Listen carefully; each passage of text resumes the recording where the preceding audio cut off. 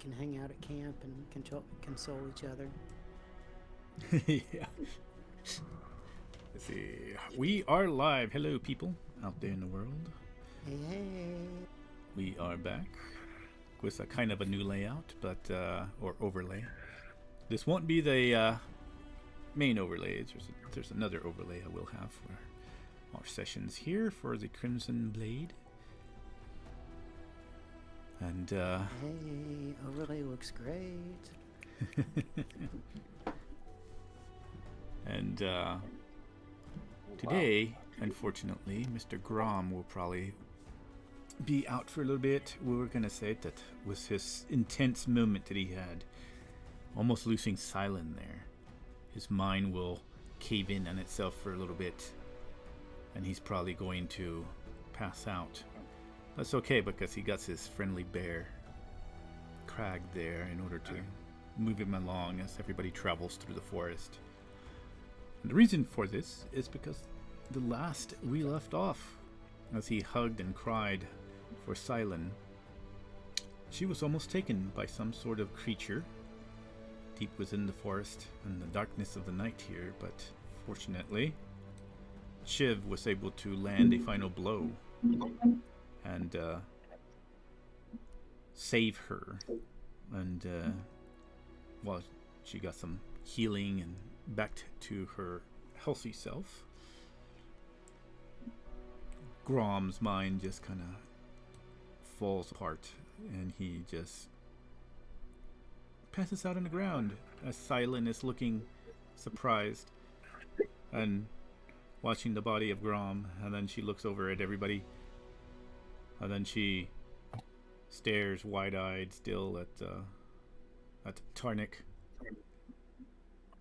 Doesn't quite know what to do, a little bit frozen, a little bit of fear in her eyes. And she turns over to Cub. What is everybody doing?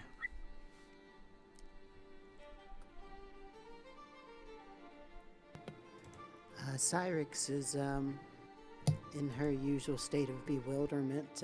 I know. I think we said.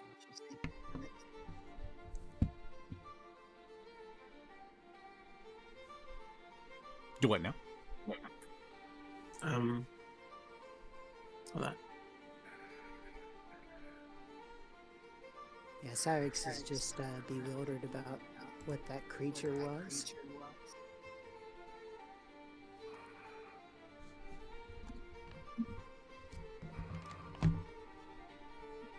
Go away. Is someone having trouble with a mic or something? It seems like everything's cutting out for me. No. Okay, there we go. Can you hear me fine? And Can you hear Yep. me? Okay. Have a bit of an echo there, Loveless. yeah, What about now? that's better. Okay. I can pick things up with these headphones on. They're very good. So it's always good to know. just in case I Tarnik- miss it. Yeah. So Tarnik's still quite upset with Cub at the moment for not healing during battle and making us fight one down. So he's a bit angry at the moment. I'm gonna go up to Tarnik and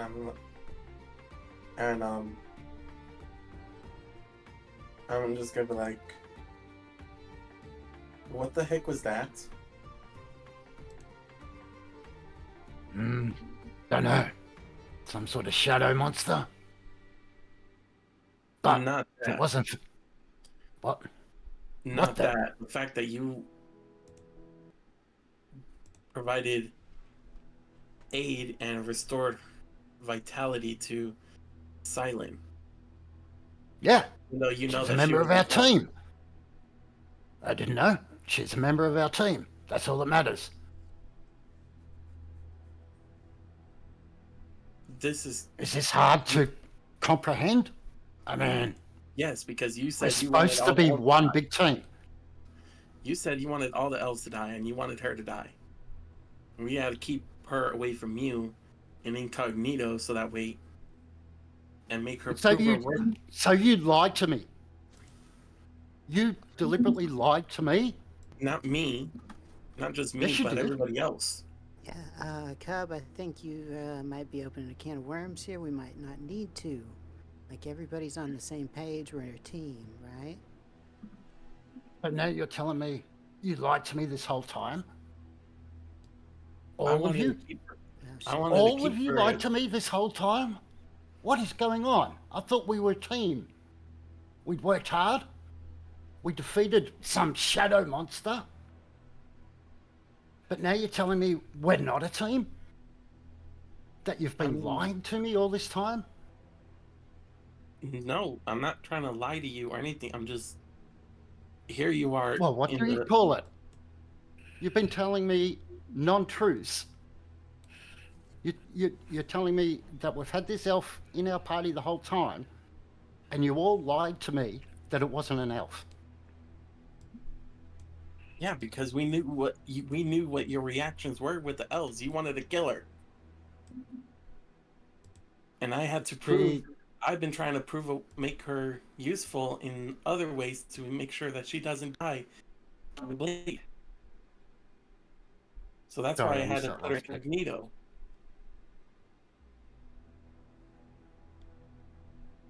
Or well, me or Grom. This is not well. Else.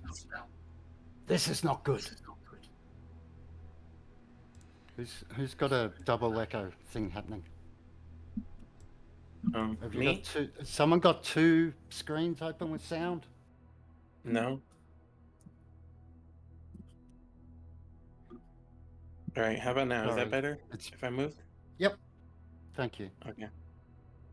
I don't know whether it was you or not, but there was a very definite echo. But yeah. So you're worried about me killing her, but yeah, because we knew you thought the best way to protect. So you thought the best way to protect her was to lie to me and show you that she was worthy of someone to be on our team. She is worthy. You are not.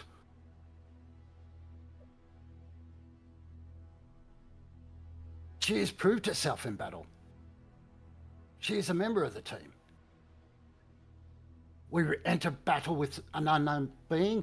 One of our players goes down. One of our members goes down, and you transform into a bear and try and fight.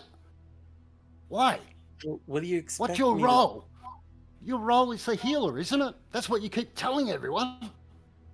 Yes. And the first chance, she was also the first chance you had to heal someone, and you didn't do it. I did do my job. My familiar protected her. No, I protected her. You've my protected familiar her. kept Grom her alive. protected her. You didn't. If it wasn't for Shiv, we would have lost her entirely. I think you need to take blame for that.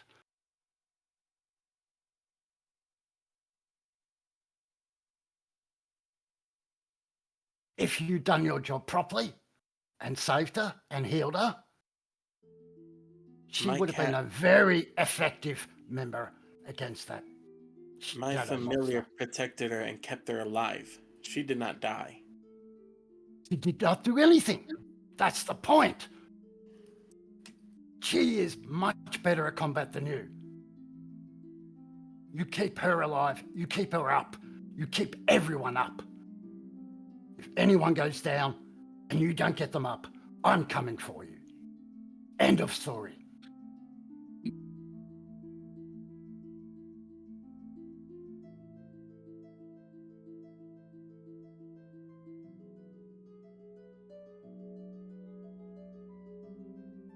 It's whatever now.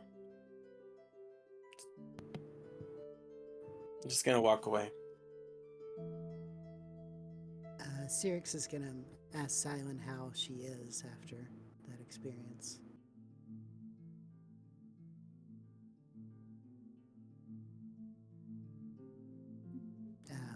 Syllin, are you feeling okay after that?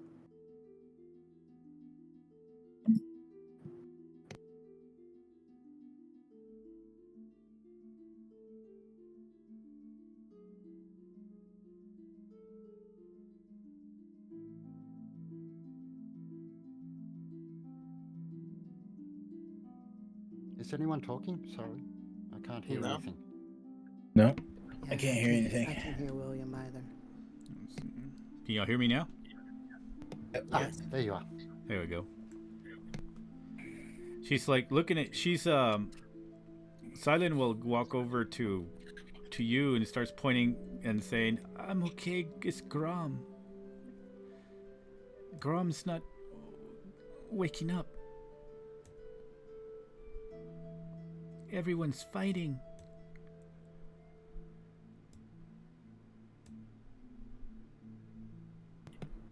You're fine.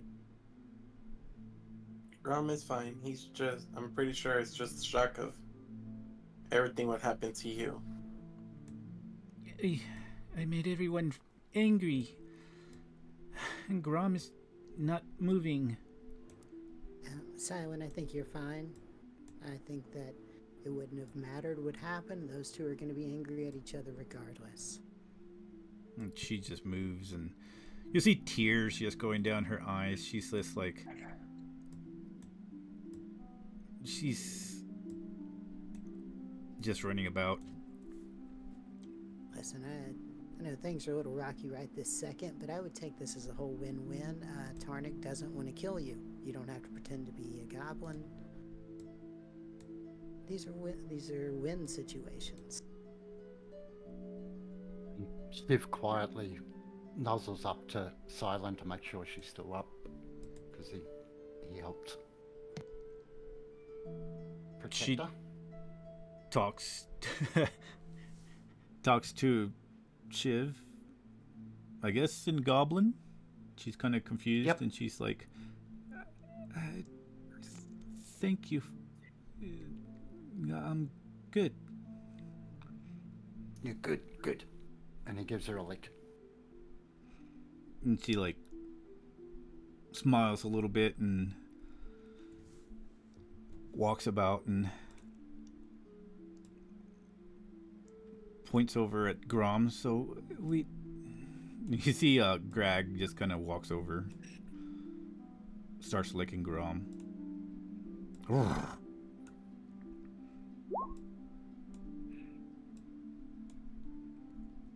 And at this point, she walks over to Cub, puts a hand on Cub. It's like, "I'm sorry. I didn't make everybody angry."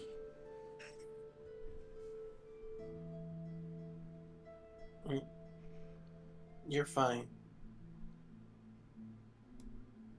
It's not your fault. It was that blasted monster for ambushing us and doing that and attacking us when we should be resting. And she nods a little bit, and then she wraps her hands around you.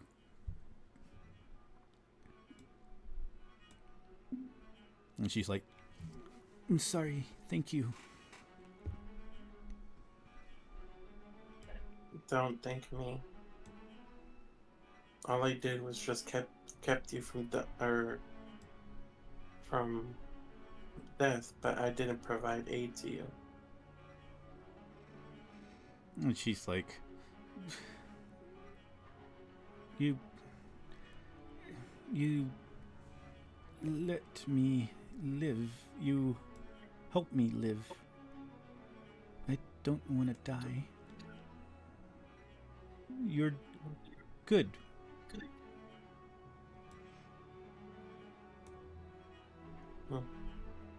I don't know if I am. But it's nice to hear something like that from you. And she like hugs you again, and then stands up and how about y'all two? Whilst this is happening over here, what are y'all doing over here by Grom? Tarnik is using his divine sense to see if there's anything else around him, you know, good and evil. How far is the radius of that?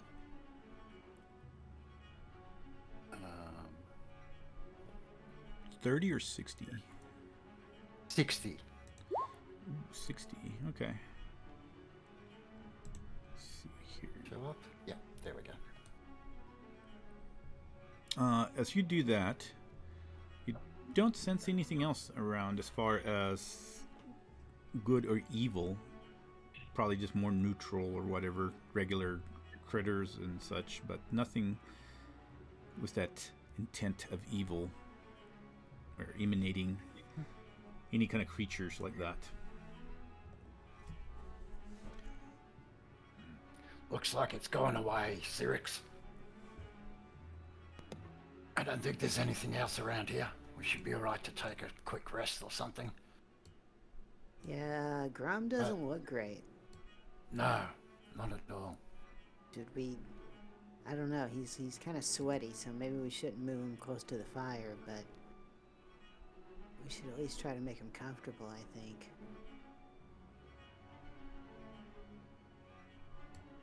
Yeah. And Tarnik will start trying to lift Grom up and try to get him on the back of Crag. Okay. Crag just walks around, just moving, lumbering about, kind of worried. It's like, William, at what point would we feel the sensation that you described at the end of last session? Sorry, do what now? At what point do we feel the sensation that you described at the end of last session, like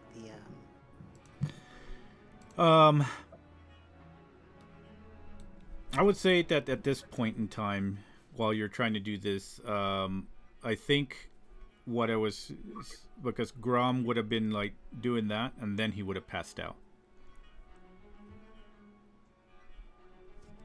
So y'all would have seen the breaking of the glass and such. Y'all's emotions were kind of angry at each other, but y'all would have seen that breaking and falling of the like the sky, like glass.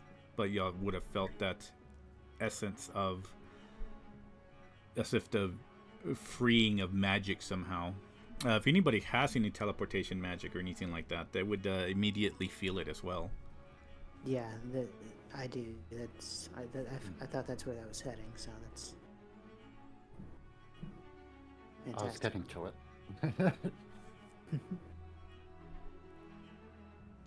Yeah, so you would start definitely, you would feel something come alive now after that happened, and y'all had the little battle there, argument in there.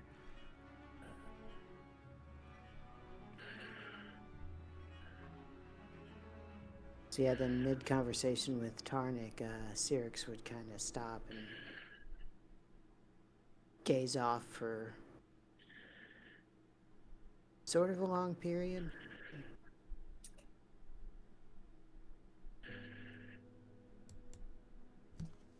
And finally look up at Tarnik. Did you feel something just now? Maybe. Everything's a bit weird around here. And, yeah. The world is very strange at the moment, so weird things happen, and yeah, I think it's whatever it is that's on the other continent doing it.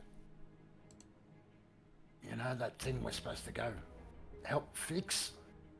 Yeah. Some unknown evil force we're supposed to stop. Still a little murky on the details about what our mission is. To stop the world burning. Yeah, I mean, I got that. Or There's not much else to it. We stop that world burning, we become the heroes that we should be. Yeah, that makes sense. What are we stopping the world burning from? From whom? There's some sort of magic happening over there, and the elves are getting slaughtered, and the humans are getting slaughtered, and there's all these undead, and I think I even heard that they've got an orc army fighting for them. He's confusing his dreams with what he's heard. Interesting. But yeah, so I think we need to go and take care of this undead problem. And then maybe the world will be good again. And we've stopped the fire. But we can't do that if one of our party members isn't really a party member. I don't think that Cub was ill-intended in our battle. Maybe just brash in their decision-making. But I thought he was supposed to be smarter than me. He should know better. I mean, smarter and knowing what to do in the heat of a battle are kind of two different things. I mean, by the look of you, you're pretty battle-hardened. How much battle has Cub seen? I mean, he may have seen some, I don't know. They may have seen some, I don't know. But, like... He might have. I mean, how else could he survive down there with the rest of them dirt eaters? They would have eaten him alive. He must know how to fight. But, I mean, knowing how to fight is different than knowing what to do in a team scenario in the heat of battle. Like, if your instinct is to fight and defend yourself, then, yeah, that's what they're gonna do. The more we fight together, the better we get. Agreed. I think maybe we just reassure them that they don't have to be offensive and defend themselves when they're in this situation. We have the offense. And it was a lot easier keeping this group together when we had Bordak. I really miss him, and I don't like the fact that Orc and Thingma took him away from us. He was the glue. He was what kept us together. I mean, there has to be a reason, right? This is the same person that dubbed this group the Chosen of Gonosh and tasked us with this, correct?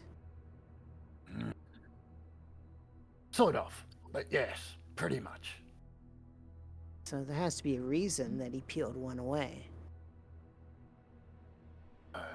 I'm guessing it was to, take care of something. I don't know. Maybe they're trying to get those orcs in the north to band together and look outwards rather than inwards. Those northern orcs, they're pretty bad. Who knows? Very chaotic. We could speculate on where and why, but that doesn't really get us anywhere. This is where we're at. This is the party we've got. Let's pull it together. I don't want to die out here in the woods, so... Yeah, well, stay close. Steve and I are pretty comfortable in the woods. I'm comfortable too. Saying we're better off in numbers. Let's get this group back on track. At least until we get back. I'm a little hungry. At least until we get back to the capital, and then maybe we reassess if there's more personnel available. But for now, this is what we've got. Let's try and get Grom closer to that fire at least. I know he's sweating a bit, but yeah. All right, I've got with his a legs. fever. Heat helps the fever.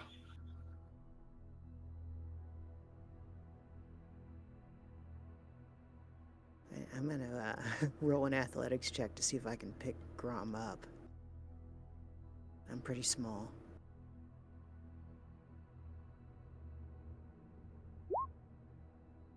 Oh wow, natural Wow. 20. Whoop, wrong button. Damn. What a waste of a nat 20. Athletics. A 12 from Tarnik.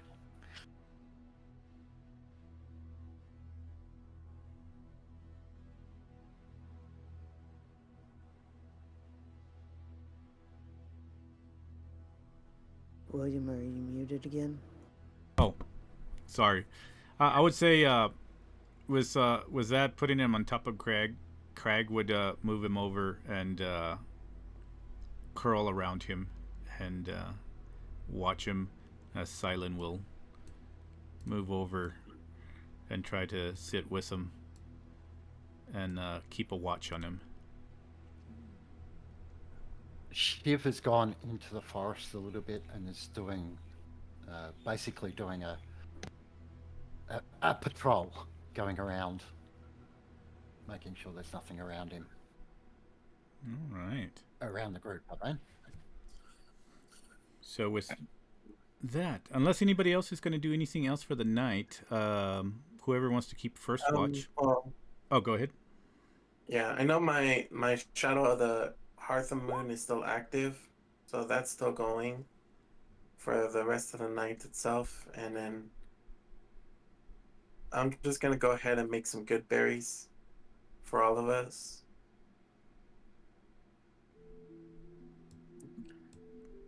And then we should be good. And then I'm gonna go ahead and go to sleep. Okay. I guess it would be between 3. I don't know if anybody trusts Syllin to keep watch. She's pretty good, but if y'all want to take a rest or whatnot. Well, she doesn't have to because we're basically invisible to the naked eye. Oh, okay. So. And I have my and we all get alarm. +5 on our Oh, yeah, that's perception true. and our stealth checks. Oh, you have one of the warning ones too, don't you? Yeah.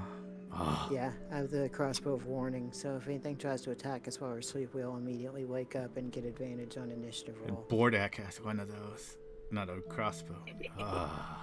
The bane of my existence. Battle axe of warning. Because we all get because I create we have the 2 weapons field of warning. invisible, and we all get +5 to our stealth and perception checks while we're in it. Oh, she's good with stealth. Alrighty then. All right, well then we'll leave it up to Shiv as Syllin will fall asleep with the bear next to Grom, and I'm going to conduct How my is she, by the mind way? ritual and switch back to teleport from half cover. okay. How's she doing, by the way, itself? Oh, Syllin is she seems like she's doing okay. She's a little rattled from what you can see, but she's Or I'm talking about HP wise. oh no, she's good. You see her What about everybody else? pretty healthy now. What is everybody else at? I don't. I'm good. I'm only 6 down, so when we finish the rest, it'll be fine. Oh, all right. Thank you. Before I'm gonna go up to him, or go up to one more time the Tarnik, but in silencing. I'm gonna basically use my this one.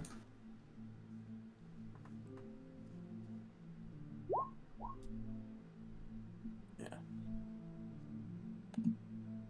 Balm of the Summer Court. Okay. And that basically will give you 6 + 4 to my healing abilities, so that's 10.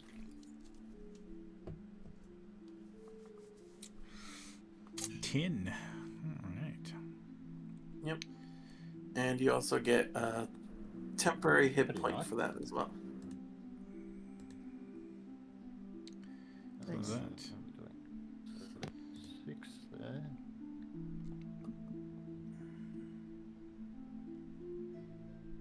Yeah, Syllin will sleep with her crossbow out, and So as I kind of go up to Tarnik and just like in silence itself and everything, just like where or not to, or like he'll look at basically the ground and he'll start lighting up, and then you'll see like start glowing or like um coming out from the ground itself directly, and you'll see basically like kind of will be like dropping like there or like water or the pollen itself onto his body, which will give him the vitality.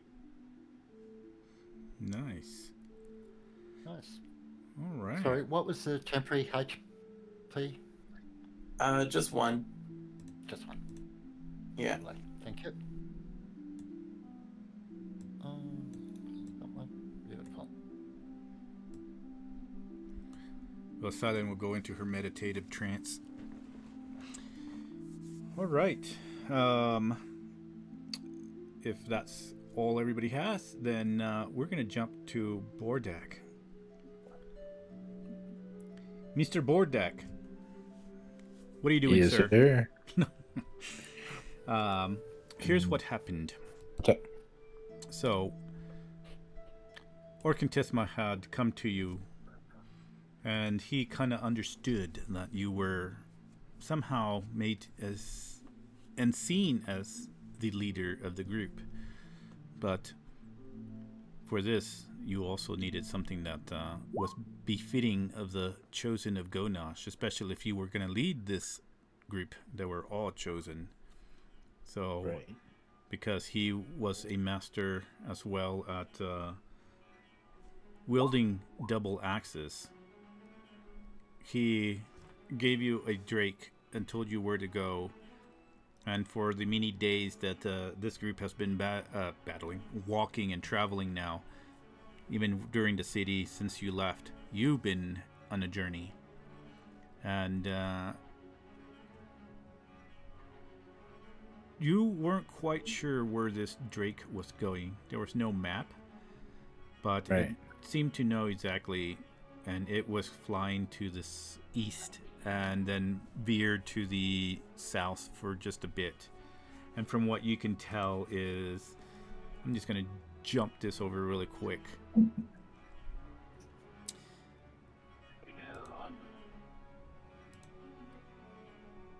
Let's go to this one, the region. So if the map changes, then you let me know. I can see it. It changed. Excellent. Perfect. So, the drake took off from Cadaverbus and eventually started flying rather quickly, and from what you can tell, it flew close to some of these peaks here within the pits of the hells and near Death Mountain. While passing there was definitely other drakes, other charcoal-looking drakes flying about. But because you were with this one, you were able to surpass them. But in these mountains is where you did the trials and faced different tests. And eventually, you were able to beat them all. Be it from fiery tests to even the dead ancient orcs of the past.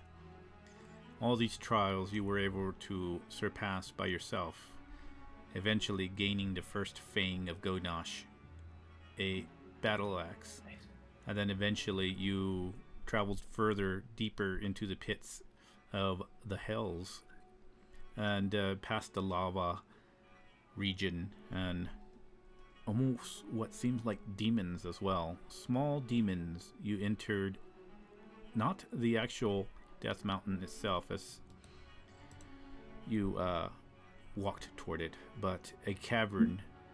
And there you also battled with other creatures of death, darkness, maybe from the Shadow Realm as well. Messed with your mind a little. But it seemed that time moved forward a bit while time was slowed in the real world, but you were able to conquer, almost dying, but you were able to conquer the test, and you gained the second Fang of Gonosh. And with that, you returned back to Kata Verbus to Orkantithma, who waited and nodded at the victory that you had gained upon seeing that you had both Fangs of Gonosh, and he gave you an orb, almost like a lava-looking, glowing orb, but it wasn't hot to the touch. And he told you that this orb would lead you and guide you back to your group. And so now for the final few days you've been walking, and you, interestingly enough, followed a trail to the north in a way, but it eventually started cutting through the forest, but it led you fairly quickly, able to move through the forest in a safe path, though the trees were thick here and the canopies eventually blocked out a little bit of the sun. You didn't feel any kind of consternation as far as finding your way and anything that was going to lead you into danger. And I will say you had taken a rest, and Tarnik, you said you were asleep, right? Yep. How far does Yeah, Shiv? you trust Shiv. How far does Shiv travel? Like usually go around from the campsite? It'd probably be somewhere between 60 to 100 feet, Okay. because that's how far his telepathy goes. Okay. So you eventually made camp, traveled well into the night, and sometime when you are waking up in the night, you hear some footsteps, and you wake up to see a large warg just looking at you, and the globe or orb that you have is kind of giving you a sense that you should follow this creature, Mr. Bordak.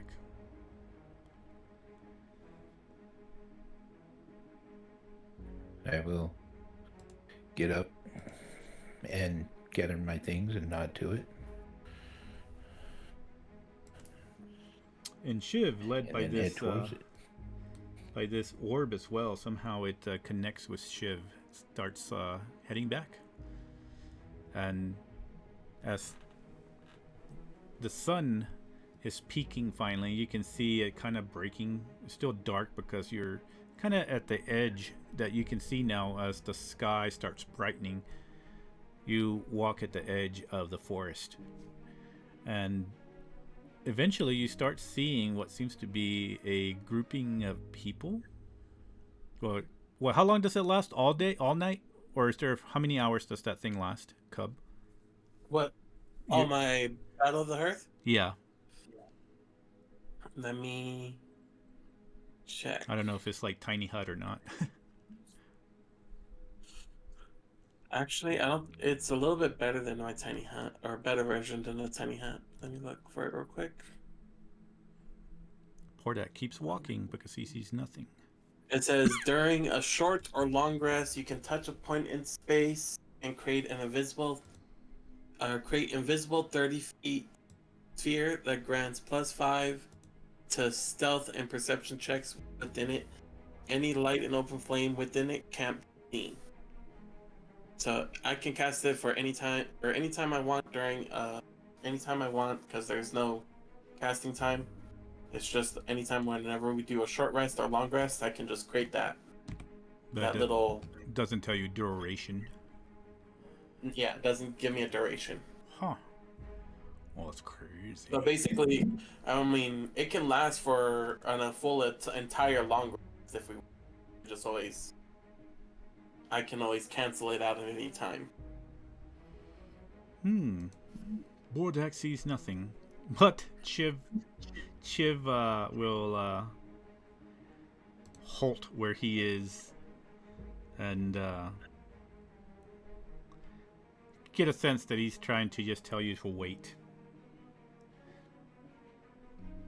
Mr. And Bordak. I will I'll find a shady spot, and I will sit down and sharpen my axes and say a little prayer to Gonosh.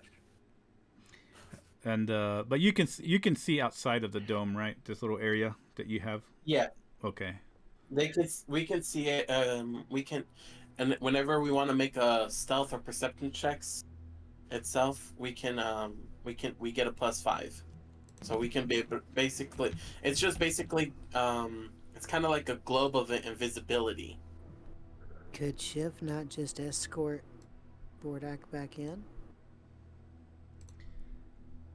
I do believe he would, but I'm gonna put Bordak But if right here. if Cub did not anticipate his return, he probably would not have Here we made go. him He's one of there. the allies that could see it. And then he That's a good point. you see That's my Bordak, guess. as you are here watching the light get brighter of the sky, you see Okay. a figure walk out. Okay, I see what it is. Okay, so it says the sphere vanishes at the end of the rest or when I leave the sphere. Oh, okay. Okay. So, of was course, during wondering that about time that. I when was we like, were in that battle, the sphere is gone, but I can go ahead and recast it again, because it doesn't really take much. Or I can always, because it has no actions, I can always recast it anytime. All right. Bordak, as you are watching the light of the sky get brighter, you see out of the corner of your eye as this elf steps out of this almost nowhere, and you recognize her as Syllin. And she seems to have recognition of you. Hello, my child. She looks at you. How and are is, you? like, confused at first, and talks to you in Goblin. Do you know Goblin? I don't know. Do I know Goblin? I don't know. Oh, That's we what should she's take talking in to language. you about. I think I'm just gonna start taking languages. I know deep speech, Deep and speech. I learned. Yeah, I thought we might need it in this area. I can always change it. Well, she has I gone up one level since you were with her, so she started doing broken orc, and she says, Bordak.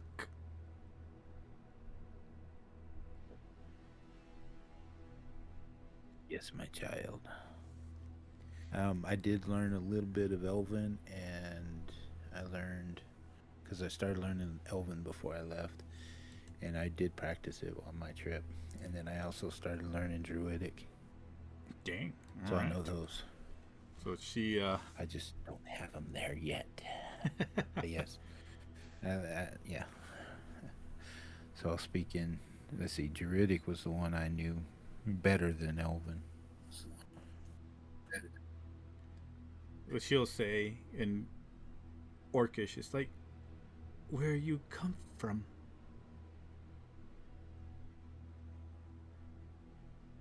I had to go on a trip. And she's Very, very important. looks about and she says, our group is angry and Grom is not Grom? waking up. What do you mean he's not waking up? And she like waves you over and like moves you over, trying to bring you into the area. Okay. I'll follow her. Would he be able to see anything if you didn't know about him? Cub? I'm sorry. Would Bordak be able to see if she leads him in?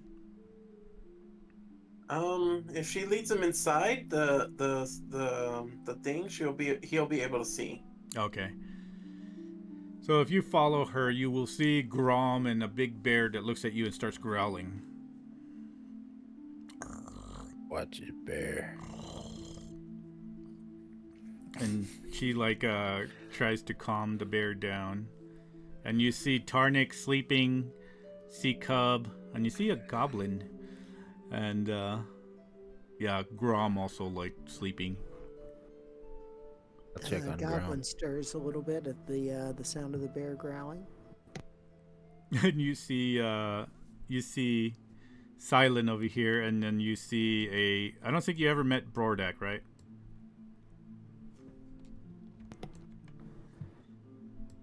Are you asking me? Yeah. I don't think you ever No. met Bordak, right? No. Okay. So, and you see this other orc standing, I guess, in front of him? I don't know where you're standing. You can move yourself if you wish. I would go to. Oh, Yeah, that's fine. let's see. Let me put, so you can move yourself. Let me put that in there. Are you, what the heck? Where is it? Oh, Bordak. There you are. You should be able to move yourself now. Move me. There you go. Are you able to move now? Ooh. Yeah, I can move. You just jump in the fire. Oh. Righty. Yes. I had to test it. Okay. I'll check on Grom. Make sure he's still alive. Make sure he doesn't need healing or whatever. He's definitely breathing. He's just not having any other kind of signs of life. Seems to be in a nice deep sleep here.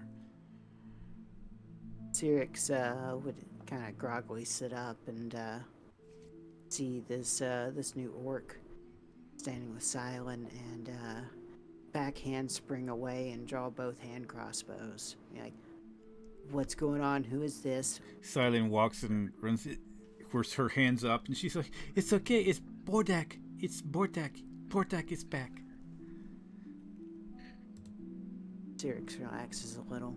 What is a Bordak? He saved me in arena too.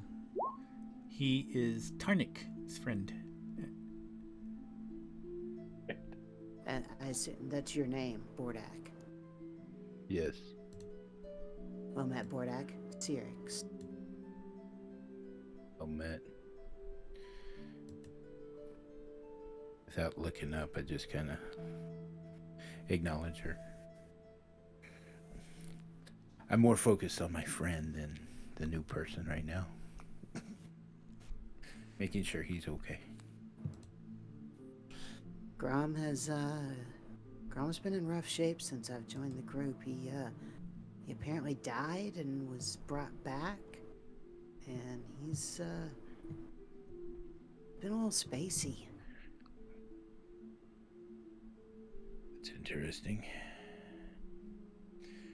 Guess we'll have to make sure he's okay, and then he can tell us all about it when he gets better.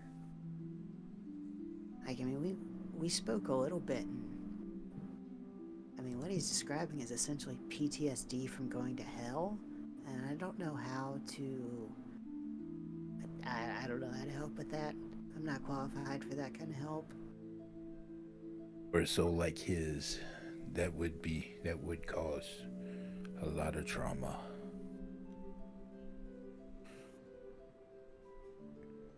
I can imagine, but like I say, I'm just a goblin with some crossbows here to shoot things.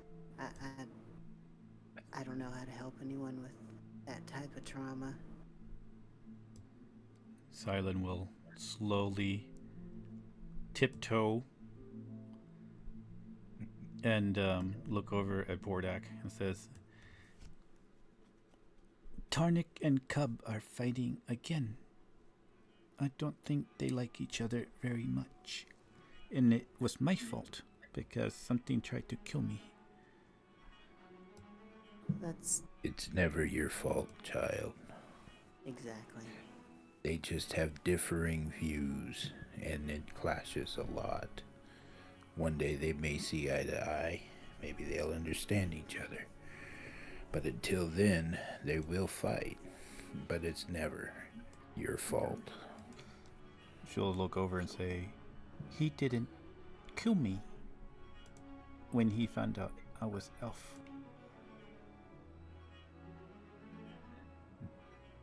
That is a huge step for both of you. She will Keep proving yourself, and he will accept you completely as one of us. And then she will she will kneel down and look over his head and says, he looks peaceful when he sleeps. We all should.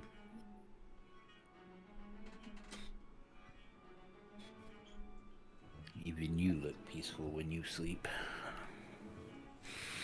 And Tarnik, And our dreams are the world's. you can roll a Go ahead. I don't know, I guess we go with perception to see if you wake up to any of this. That's what that 10 is. Oh, that's a 10. Wow. Okay. You are deep asleep. But you You're get deep like asleep. bonuses though. No, Don't you get bonuses? Because of the hut or shield or whatever Cub put on us. You get bonuses. Let me see. okay. Oh wow, Cub, what yeah, is the, plus 5 to bonus? perception. Yeah, you got a There you 15. go. 15. Yeah. So I guess you do wake You're up. welcome. You perceive this This ground is. Oh, this rock. you see pulls the Sylin's rock out face from looking under his down at back. you. Oh, here, get rid of this. Oh, Shiv, where are you? What? Bordak? Is that you? Am I dreaming? And he You're jumps up awake, my and friend. he jumps up and comes over and grabs your arm in greeting.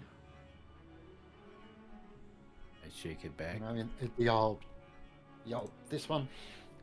Yep. Good to have you back, buddy.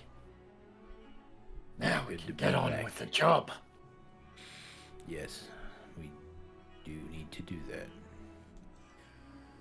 After everybody's Where'd rested you up, go? we'll need. I pull out both the axes to see if he understands what happened. Oh, you got some new weapons. I like that. Are they good? These weapons. I gotta find the. Oh. This one is Gormak, the first Fang, and this one is Zorakthor, the second Fang of Gonosh. Weapons that are earned by leaders.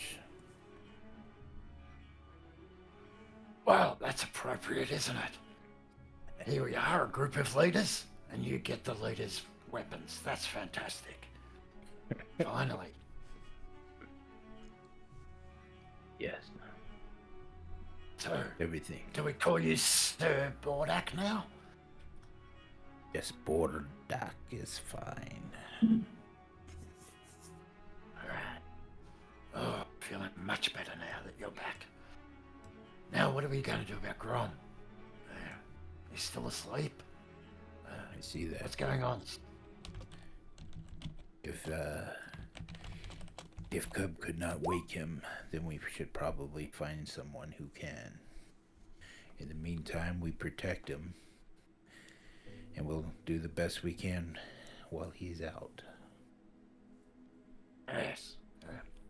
Well, at least we don't have to carry him. Crag seems to have him under control. That's a good friend to have. Yes. Now that Sirix is awake, she's gonna move away from the bear.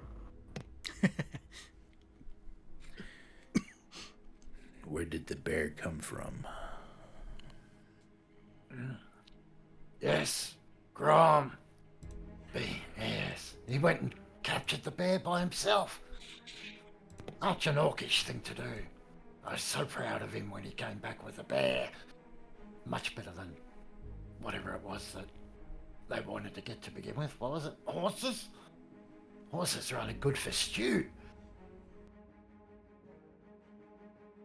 You have a point.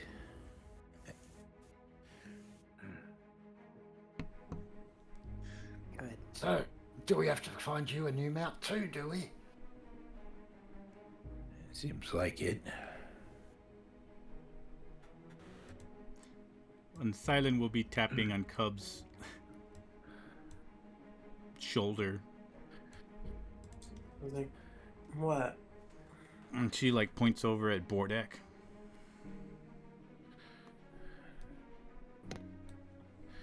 I was like, okay. Hey, Bordak. Long time no see. You couldn't fix Grom? He'll be fine. This is just a mental state itself. Probably the shock of what we went through this night. He'll be fine. Very well. Let him have his rest. Yep. So, where were we heading?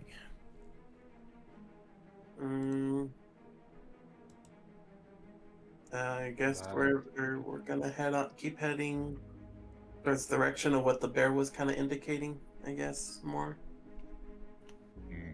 or the bear that we saw previously, where it was wreaking more death. Oh, Bordak too. I forgot to mention. You would have also noticed the breaking of the sky on the prismatic colors of it falling off.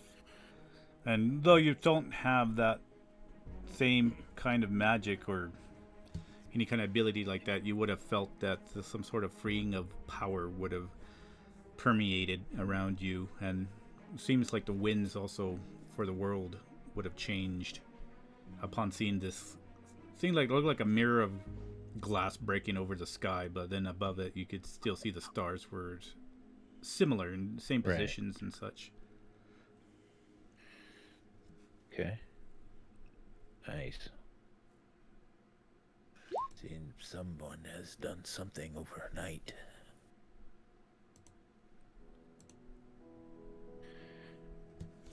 But that is a world away. We need to focus on what we have in front of us. So y'all were heading to the city of Iminok. At least that's where Tarnik was, I think, leading everybody. Correct?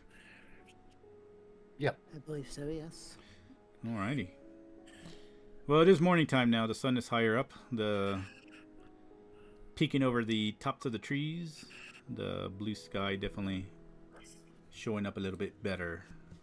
What do y'all wish to do now? Now that Bordak has returned, y'all can have a little bit of breakfast or head on out. While I everyone basically is hand everybody the getting good ready berry that I made. Okay. Okay. Both of y'all were talking at the same time. Sorry. No, you're good. Now while everyone is getting ready, I'm going to try to strap Grom to Crag so he doesn't fall off. All right. Give me Give me an animal handling. Oh boy. Yeah.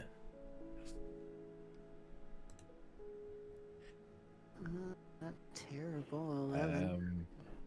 Yeah. I would like to aid her though. Okay. Sure, he didn't fall. I'll give go her ahead a and little provide a bit of- guidance. All right.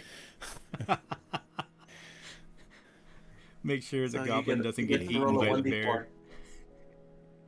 You said a 1d4? Yep. Yeah.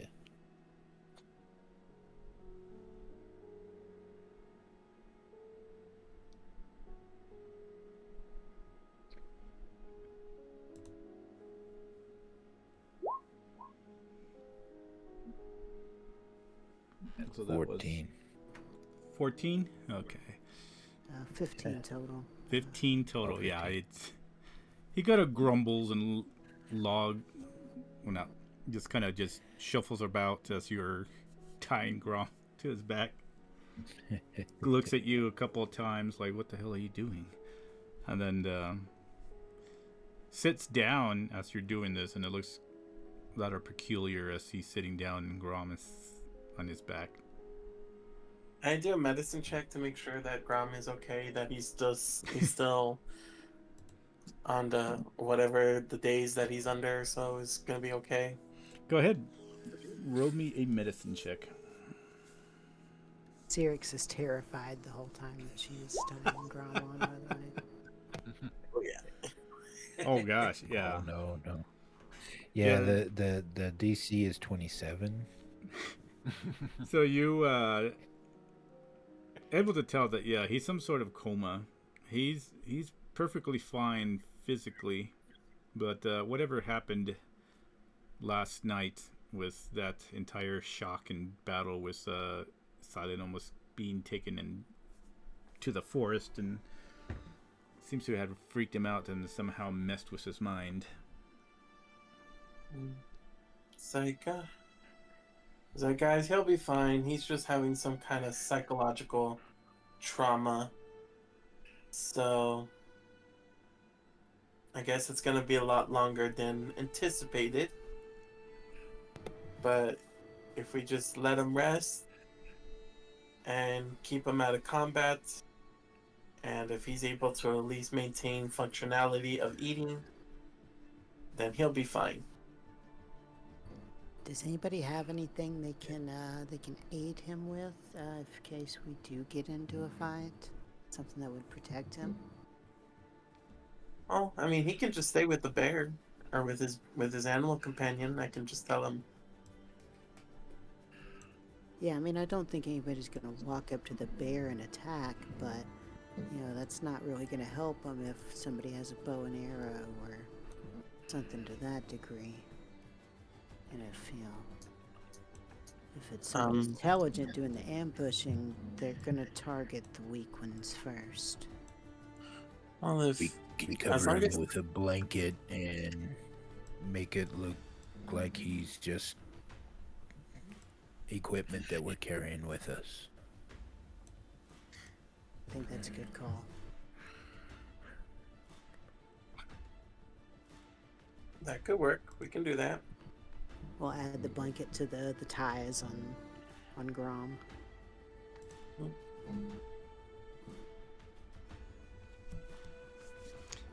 Let's see.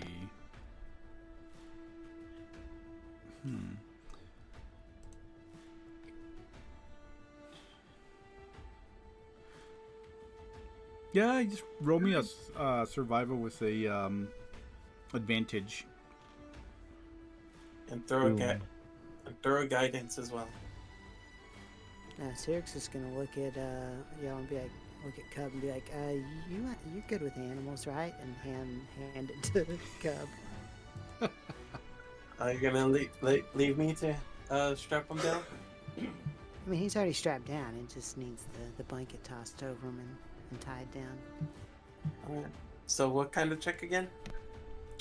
Survival. It's just to get the blanket and tie it around and make him look like he's equipment. And you said with advantage? Yeah.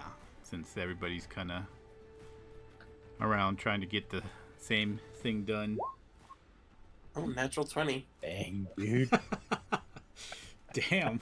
So that All would right. be 31. Hold on. One more thing. Just He just for got added measure. I can't resist this. Just for funsies. So 33. 33. You definitely make it look like some sort of, I don't know how you do it, but he definitely looks like equipment under a blanket. You He's even gonna look we like go. my Good medicine job, shop. How You did even make hide his arm look his, like a shovel handle? I made it look like it's my merchant medicinal shop itself, or so my medicine on the go. you were able to hide his hooves. I'm like, Right. as I get to work and I'm getting to work, and I make it look all fancy, like as a traveling case of my medicine. A little bow on covering his or one of his horns, and just like put a little nice little bow, a flower wreath around it itself, and just like there. All right. I'm pretty sure he wouldn't mind. Zerix is so relieved she didn't have to do that again. The bear is just like, the bear probably didn't even notice that one. He just gave up on that one and just sat Give me a down. minute. Hold on. After that, I put a flower wreath on the bear, just like gotta look presentable. He just lumbers forward. Oh, we're missing. He forgot Tarnik. Tarnik fell off already. Never mind. What? I'm here. I'm here. Oh, I mean, Grom. Sorry. Let's see here. I'm trying to put them together. I did that before, and I can't remember how I did that. Group. There we go. Group. There we go. Better. All right. Grom is safely shackled to the bear. Shiv is good to go, and I think, yeah, Bordak has returned. So, I guess it's up to y'all if y'all want to go through the forest or go around the forest to get. Let's go ahead and pull up the map here.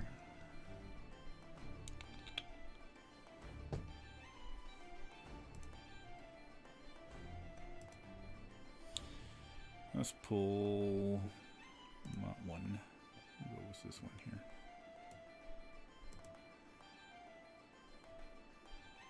That should have changed for everybody. We're using Chiv as a marker. So let's focus ping that. Yep. So y'all were actually about here, kind of the Just edge. southwest of Imanok. So, and yeah, Imanok is right here. So depending on how y'all want to get there, still follow the edge of the forest, or if y'all want to go through the forest, probably be depending on the forest itself and what the I don't know the oh my gosh, I forgot my words. How thick the trees are in there. How much an abundance of trees are there is could slow you down, or y'all could have a straight shot. Can I make a perception check to try to determine what the better route is? Sure. Actually, that probably would be. That would probably actually be under. Unfortunately, that would probably be under survival to determine the route instead of Okay. perception.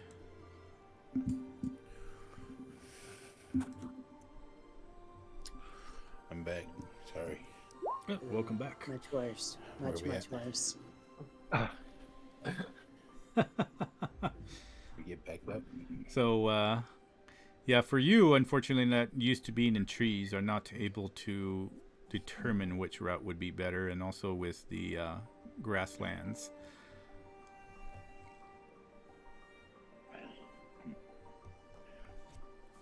Yeah, Cyrix is gonna. We've just been following the rush trees forward. around Bordak. Why don't we keep doing that? Yeah, I'm pretty turned around here. I'm gonna follow y'all's lead on this one. Do we have What a do you map? think, Bordak? Do we have a map with us?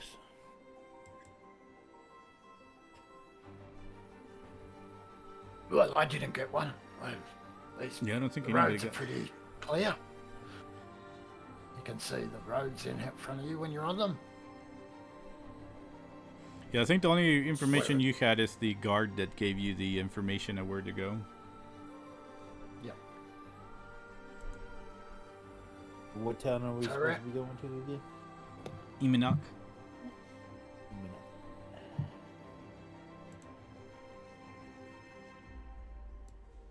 And it's north, right? Yeah, about northeast from you.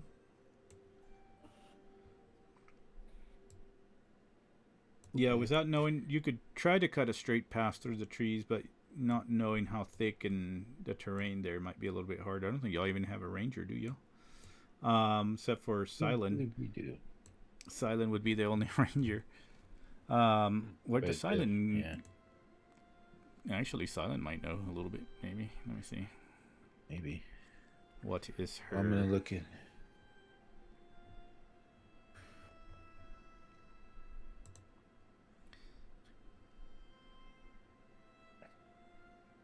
I would think that Cub, being a druid, would also have pretty high survival or nature. That is true. I was trying to see. So, where does the sun rise and set? Is it similar? Is it Yeah, different? yeah. So it's rises in the east, sets from the west. Yeah, I would. Yeah, I have it similar to ours. Okay. Does moss always grow on the north side of the tree? You would say yeah, where it can, We yeah. look for moss. We check the sun and the sun pattern, and we check for moss. Then we'll head the direction, and then we'll head direction to the north. Why don't we just keep the forest on the one side? That seems the easiest. Oh, I thought we were already in the forest. You're on the We're on you're the on the edge. outskirts.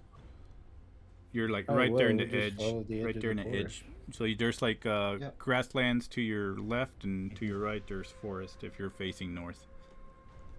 Oh, okay. Well, we'll just head north and stick to the edge of the forest, I guess. Alrighty. Sounds about best plausible way to go. Anybody got a better idea? Nope, agreed. Oh, Alrighty. that's the way I've been going. Let's head that way then. All right. Sounds good. Need a long rest Keep an here. eye out Forgot to for give. those. There we go. Yeah. Perfect. Of course, before we set travels, I'm making sure that everybody at least got a good berry. Good idea. Let's see here. So that is 11, almost 11 feet. So, Just in case.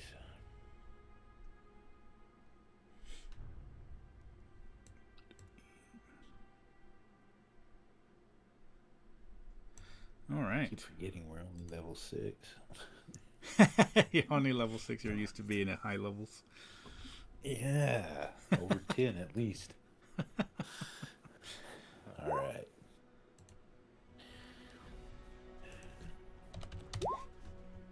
All right. So y'all move and make way then.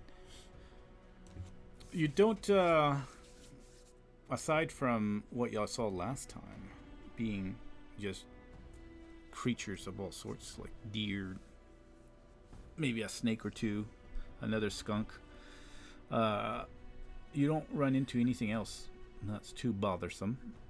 And eventually making, I think, let's say, starting in the morning till about 2 or 3 in the evening, you'll finally start where you go and cross the bin and start moving more toward the east now. And following that, another 2 hours, what would get you around 4 or 5 o'clock in the evening. Walking a moderate pace here as the bears hauling Grom's body. You eventually, off in the distance, you can definitely see the peaks of the mountains to your north much better here, and you also see the clouds, the mountains of the giants, as these clouds seem to just stick to the peaks, not even moving. And to the east, you're able to make out what is nestled within the forest, the walls of Iminok, probably half a mile away. And upon getting closer, you definitely see the entrance. Let's go ahead and jump into that map.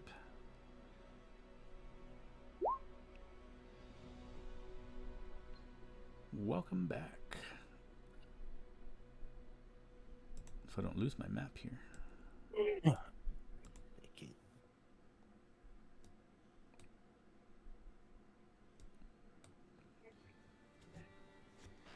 All right. This is a nice So that's Iminok right there. So there is a bit of a trail that goes into forests, but this is the one that you're coming in through up top here.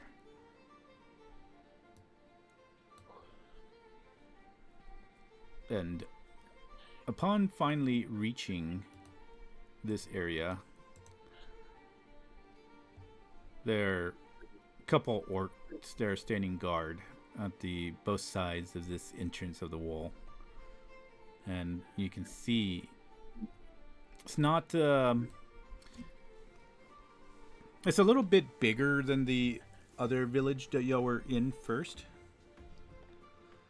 but these orcs do look at everybody in the group a little bit suspiciously, and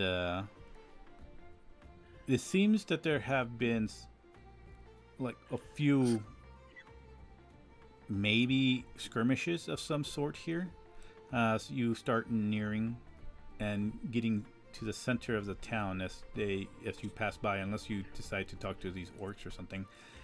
But anyway, yeah. What do y'all wish to do? Syllin would ask Bordak and Tarnik, is the anti-elf sentiment, is that common among your people? I don't mean any offense, I'm just trying to get a lay of what we're walking into here. Yeah, out here, yes. In a bigger town, not so much.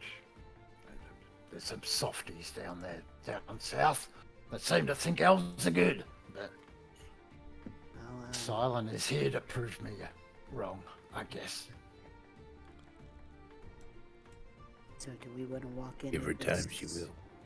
Do we want to walk into this village with Syllin and Grom strapped to a bear?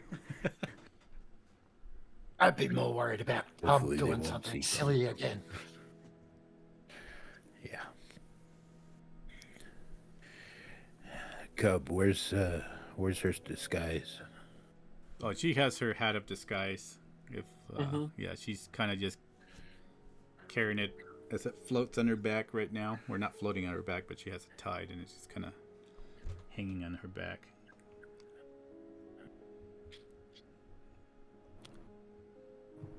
In Goblin, Syllin is gonna suggest to Syllin that she put that on. And she was staring over and making sure that Grom was okay. She looks over at you and she's like, "Oh." She says, "Okay." And then she puts the hat of disguise on and she looks like another goblin. Takes on kind of a look. I applaud the choice of disguise. And she smiles at you.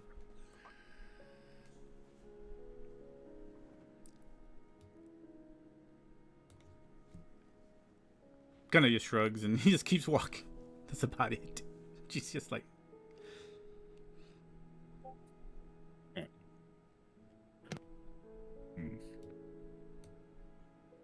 It's definitely interesting.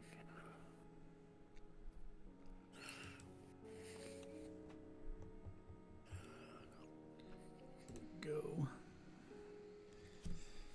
All right. Well, I guess you're at the doors and walking in. What's your first order of business here?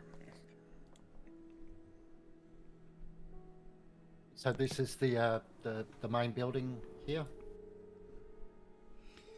That building right there seems to be a large tavern and inn at the same time. That seems to be the main tavern and inn here. The one over here, you see that there are definitely, what you can tell, a number of different orcs that look a little bit more battle hardened. Ooh, right there. For the one that's there. It seemed to be lingering about that area. Trying to find. Did I leave my notes?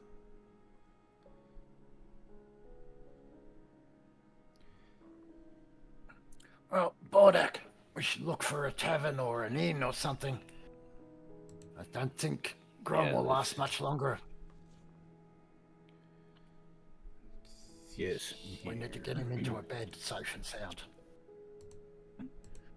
All right. Let's get him squared away, and then we can figure out the rest of the details that we need.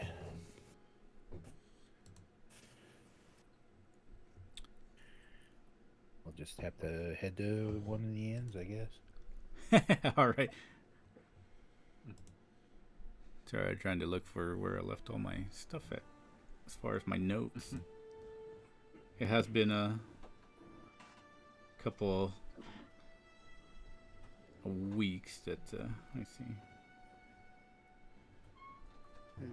I do it all I'd the like time to as roll a well. perception check as we're moving through town, just to get a vibe on the orcs. Are they feeling aggressive or just? Oh yeah, suspicious? yeah. They kind of look over with a nasty eye, looking at you. They kind of like grump to themselves and speak. But then you also have like kids who just kind of run about and having fun and. Okay. So they're not necessarily happy about us being here, but nobody's reaching for a sword. Yeah. It just seems more of a rough and tumble kind of backwoods sort of village here. But they do, well, y'all can roll a insight check. As I try to find my notes here. So all of us roll an insight check.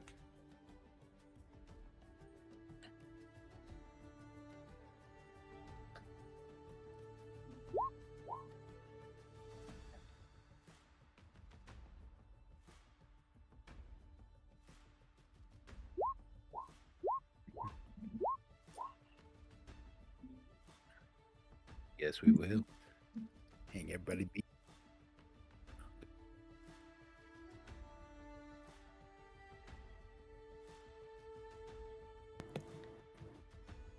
We have an insightful team, if nothing else. Right?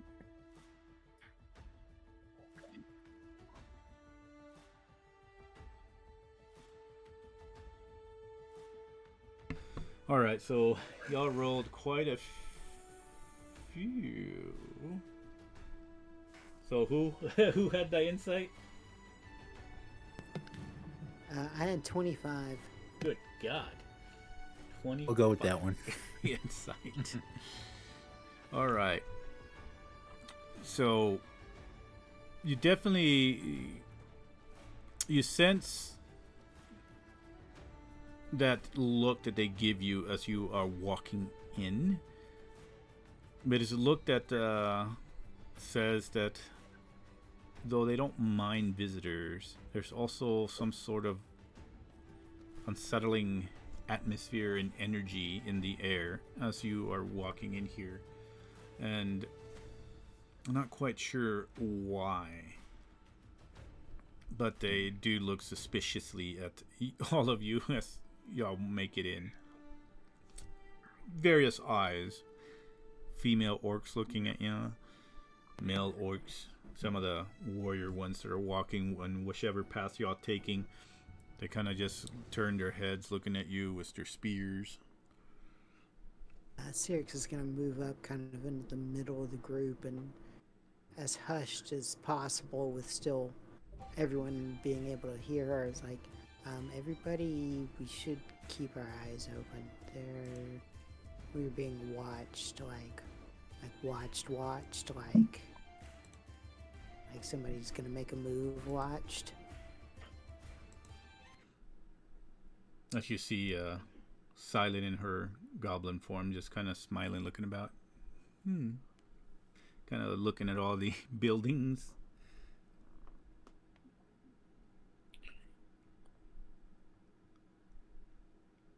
I'll trust you, Sirix, but it just feels like an orc village to me. We're strangers. Of course we're being looked at. And you finally arrive at the inn, and you see some patrons just walk out, look over. One of them walks up to you. Merchants? Yes. We're merchants. We're here to sell some grog. Oh. The orc looks over at the bear. How much for the bear? No, not for sale. That's our grog holder. How else are we going to get to other villages without it? Tamed bear. Don't see very much around here. We're clever. See a I good wouldn't fighter. mess with us. Of course. He's a bear. He's a big brown bear. You see him just kind of walk up to him and just slap him in the maw. The bear just roars. Ah, good. I like that. Steve comes up and starts growling at him. Growling at the orc or the bear? Yeah, at the orc. Okay. It's like, oh, that one. That one is a beautiful one right there. And starts inspecting Shiv. And then it says in Goblin, do you speak the lower tongue? Only when needed. Sirix glares at them. He looks back and says, about a duel. It looks over at Tarnik. A duel for both of them. Oh, no, you're an idiot. You will lose. Walk away now. He smiles. Oh, no, I don't lose. Never I'm lost a duel. Chosen of Gonosh. Have you heard of us? We are the Chosen of Gonosh. Do you think you can stand against us? Chosen of Gonosh. Everybody wants to be Chosen of Gonosh. We don't want to be. We are. He looks at you and Bordak and then looks at the rest of the group. You travel with the low scum. Well, someone's got to carry the dirt. Chosen of Gonosh would not carry scum dirt. Yeah, well. I have to feed. I have to eat. My partner here, Bordak. Absolute champion of Gonosh. Have a look at these battle axes. This man will take your head without even blinking. No jewels. He No looks. honor. Oh, does There's a- Bordak show anything? I pull out the axes. Sorry, voice. He looks at the axes and he's like, "Where did you get that fake weapon?" I earned them. "You did not earn those. Those are fake." And he walks closer to you. And he stares at the axis. He's looking and trying to inspect. It's like, "These axes are legend. The Fangs of Gonosh." And he just wraps his hands And I over his have shoulders. It's like, "You do not look like a warrior that could earn such weapons of Gonosh. Only future If I champions wasn't. of Gonosh can have such weapon." Then he looks over at his group and says, "I, Gorvak, shall become champion one day. I will defeat Orkin Tithma in a duel, and I shall be new champion of Gonosh. I shall answer the call that all kingdoms have been asking, and I shall win in the arena, and I will be the one who defeats this creature of evil." Well, we've already been to the arena. You go there and come back when you're done. Until then, you do not worthy of talk of jewels with us. Says, "I am He walks worthy." off. And he's like, spits on the ground. "I will have your animals." And he just walks off too. Syllin just looking about like, "Walks very strange." That, They're like, Sirius tell me about it. and Cub.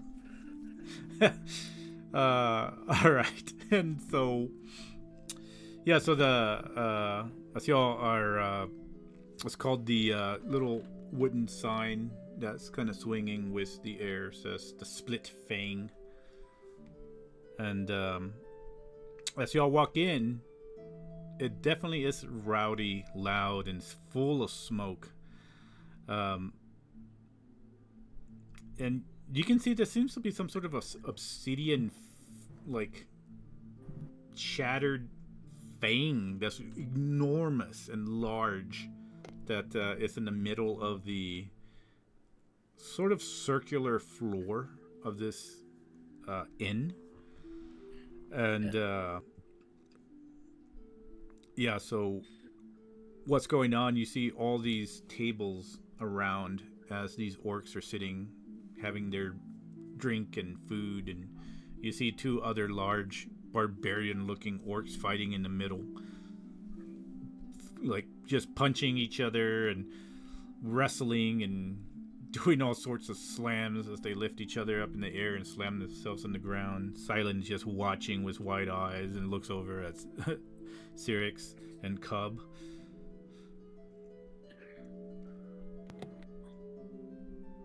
Syrinx would like to call a group huddle.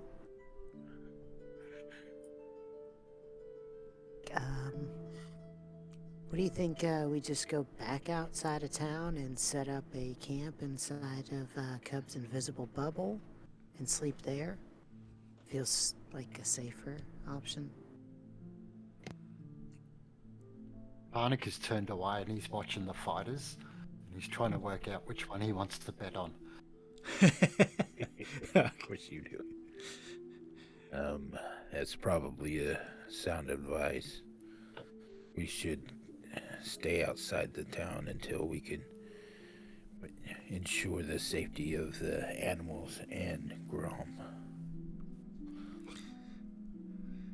as Tarnik is watching this, there is one who's wearing kind of a tattered tunic that's red and seems to be wearing boots of some sort of leather, thick leather animal hide. And the other one is scrawnier but very fast. And he seems to be moving about with a swiftness and hitting the other guy more. But yet the other guy is just humongous, and it looks like he's just smiling down at him. Not really quite sure who is winning yet.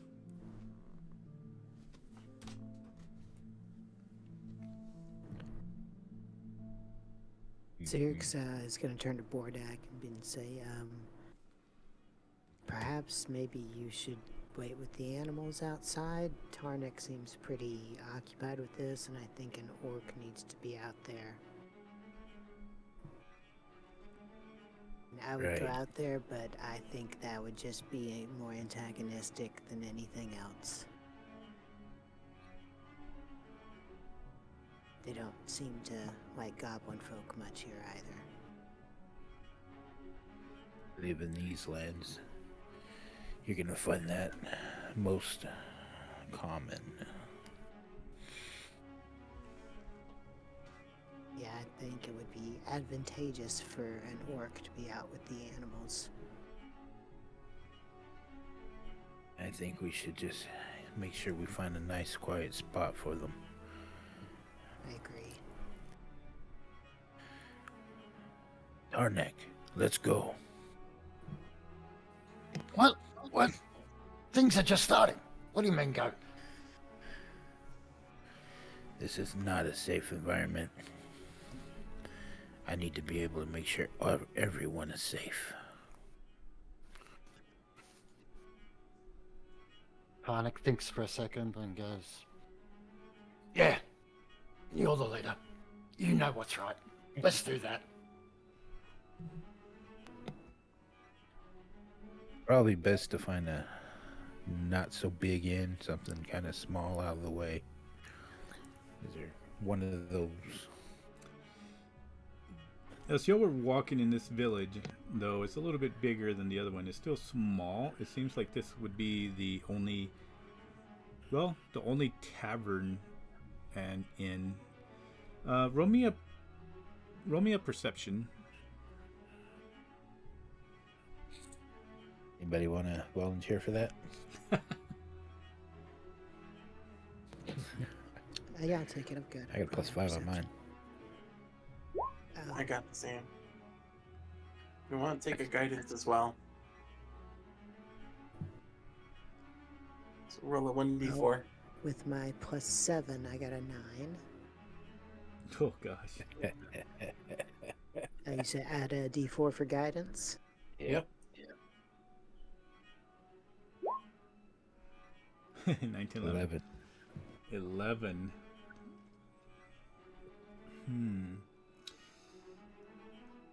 With that, I would say that as we're walking in, you could possibly see maybe a smaller inn, which would be this one right here.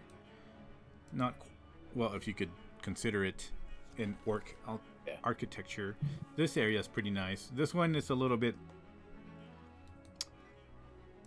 suitable. It looked like it would have rooms, but though maybe a little cramped.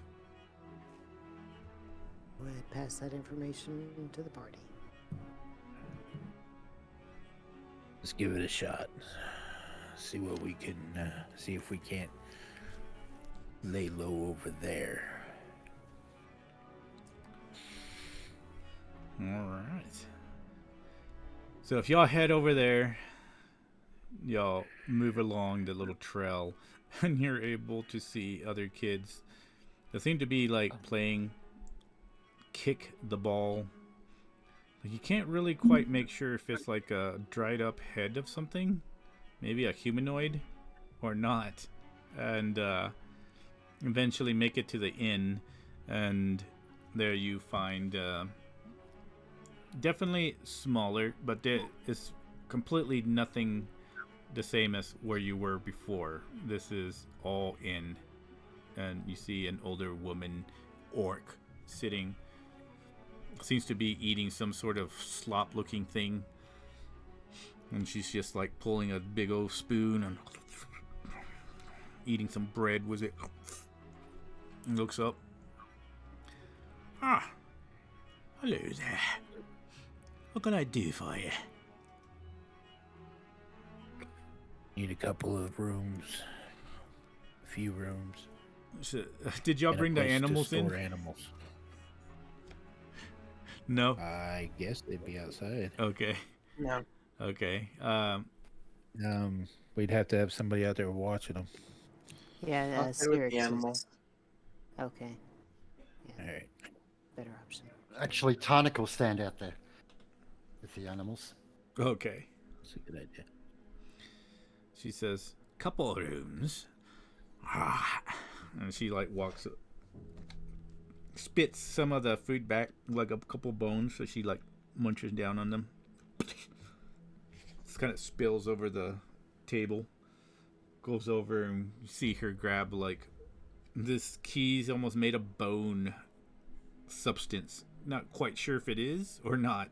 She hands 2 keys and you see this orc writing that says upstairs, and it's a 201 and 203.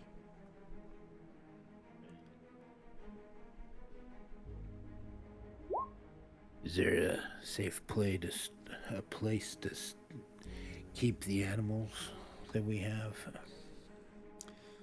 She like thins her eyes.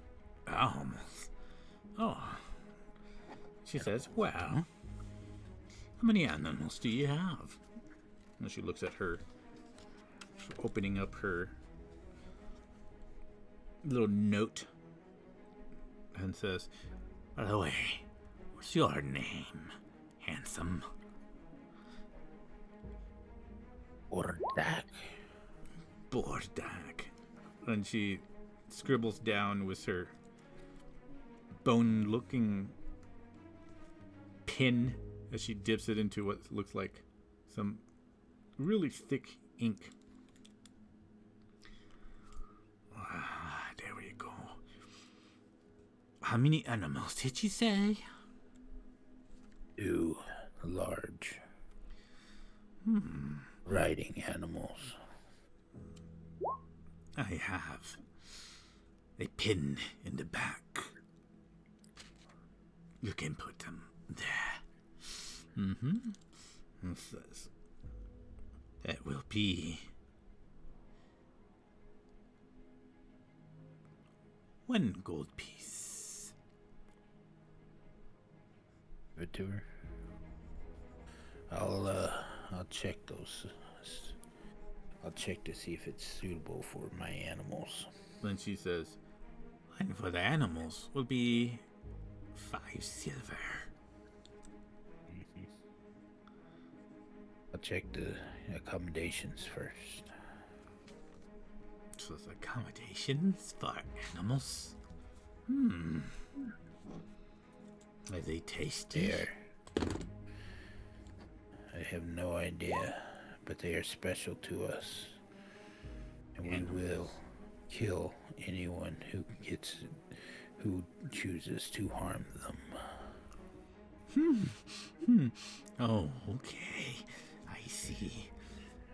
No harm will come to them unless you make somebody angry. We already have.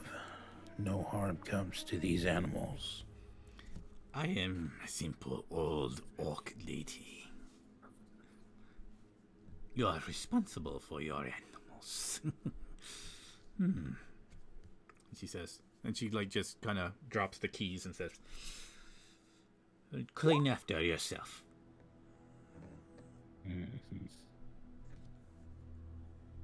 I go check the pen area, see if it's good. Yeah, it's behind the inn, and you are able to inspect it.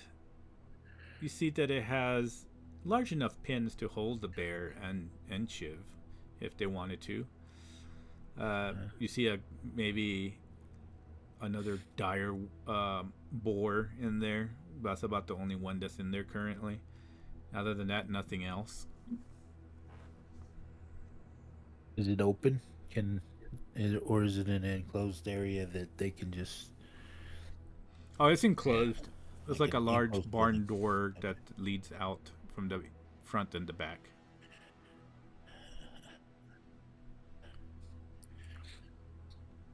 Tarnik, is this suitable for them? For the bear and your companion? Shiv will be fine. Yeah, this is pretty good. I don't know much about bears though, other than they're really big and strong. I'm sure Cub can figure that out. If it's big enough for Shiv, it should be big enough for a bear. All right. Yeah, Cub, are we gonna be able to keep this animal, like, subdued?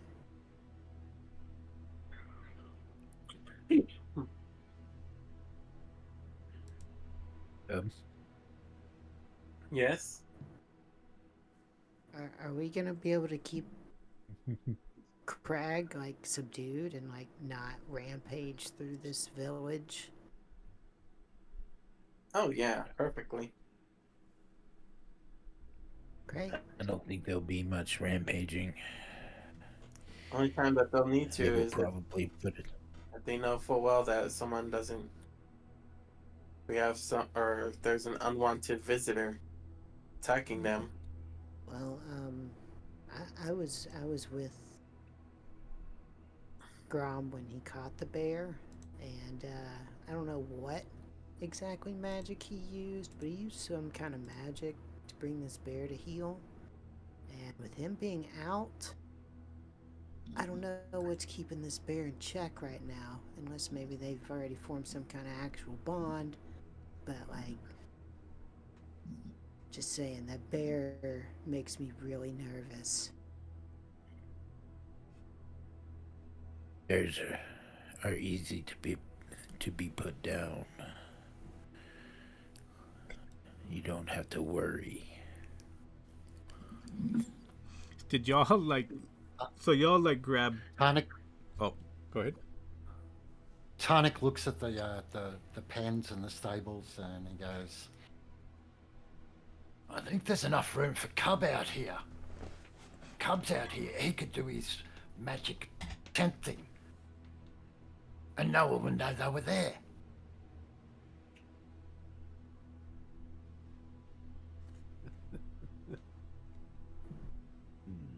Yeah, I mean, Cub, I don't mean to relegate you to the animal pen, but, like, you're really the only one here qualified to handle this bear.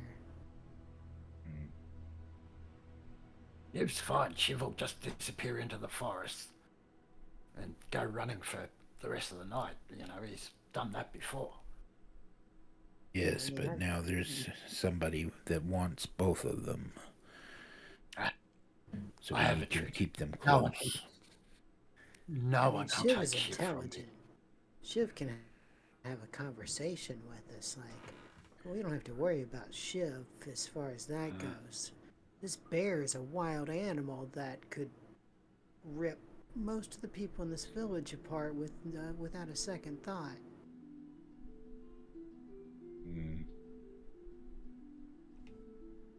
You severely underestimate orcs. Maybe so. I don't underestimate this bear, though. I'm gonna go up to the bear and examine it. Oh, you're going to the bear. Yeah. I'm gonna take a look at the bear. Okay. How are you taking a look Not at him? threateningly. Okay. Not threatened. Like, I'm just gonna kind of walk up my hands so that the bear can see the hands, and try to be gentle and, try to see if I can't. Roll me an animal handling. Oh, that is not a good one.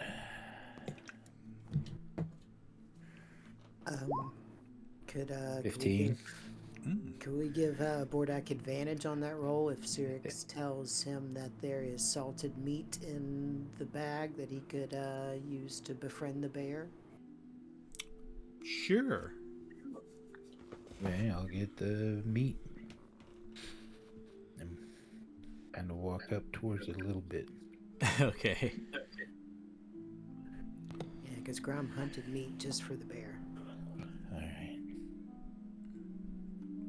Go ahead and roll another animal handling. Don't forget the guidance. Well, my first one was awesome. We can add the guidance to that too. Oh, there it is. D4. So we'll go 15 plus 3 is 18. He it's just lumbering on all fours. And as far as Grom, did y'all take him out here too, or is he in the did y'all put him in a room? He's still where he was. No. He's still No, exactly where he was. Okay. Yeah, he's still on the there. Okay. So you definitely gets notice Hey, of we the should probably take Grom off the bear, y'all. Probably. walking around with Yes. all this. But, yes, we should. But how do we keep it looking like inventory? If we take him off, he's not going to look like inventory anymore. I mean, I think that ruse has played its course. We've got him here at the inn. All we've got to do is get him inside and in a room. Yeah. I'm pretty sure we can sneak him inside. I mean, if anybody asks about like where the medical wares went, Cub can whip some up. He's an actual healer. Yep. Well, as you approach, the bear kind of growls a bit, but he notices the meat, walks over, like just takes a big old chomp of it, Yep. almost grabbing one of your fingers and just starts tearing into it and eating it. He sits down again, kind of like on his rump. You feel and hear some movement as the blanket just kind of starts falling off, and Grom's head is just kind of lingering, kind of like just drapes over to his side of a left shoulder. There you go. Let's get him off. Go ahead and roll me a survival. A survival? Yeah. You can roll advantage if you Wonderful. have help. Well, Tarnik's there, so he'll give him a hand. Somebody keep the bear calm. Cyrix is staying very clear of the bear. 30-20. Wow, okay. You're able to untie and undo Grom from the bear. I know the bear can't understand me, but I'm gonna look at the bear and say, "We're gonna take good care of him. He seems very entertained by Just the trust meat. us." Takes one big old gulp as y'all dragging and hauling Grom out, and he just turns over to you and like starts sniffing. And he like gets up on his standing on his hind legs. It's very tall, and just starts sniffing the air and then sniffing around you. I just let him do his thing and just try not to make any sudden movements. Yeah, he's like towering over you. And then he just like flops back down, his two paws hit the ground. Thunk thunk. Oh, I like that bear. Well, they have to get you one too. Good bear. He, Guess he's not gonna let me pet, but okay. Yeah, he just kind of lingers, not quite sure what he's gonna do, but he just like starts sniffing around. Who has the meat? I don't know. I just pulled it out of the bag somewhere. Grom's bag? Yeah. Was it in his bag? Yeah. He starts walking over to Grom as y'all are hauling him. Starts sniffing around in the I air. pull some of the meat out of the bag and toss it back towards the stable. Okay, he turns around and sits down again on his rump and just starts eating and pulling in and ripping into the meat. Wait, Cub, like, I thought you were on bear duty.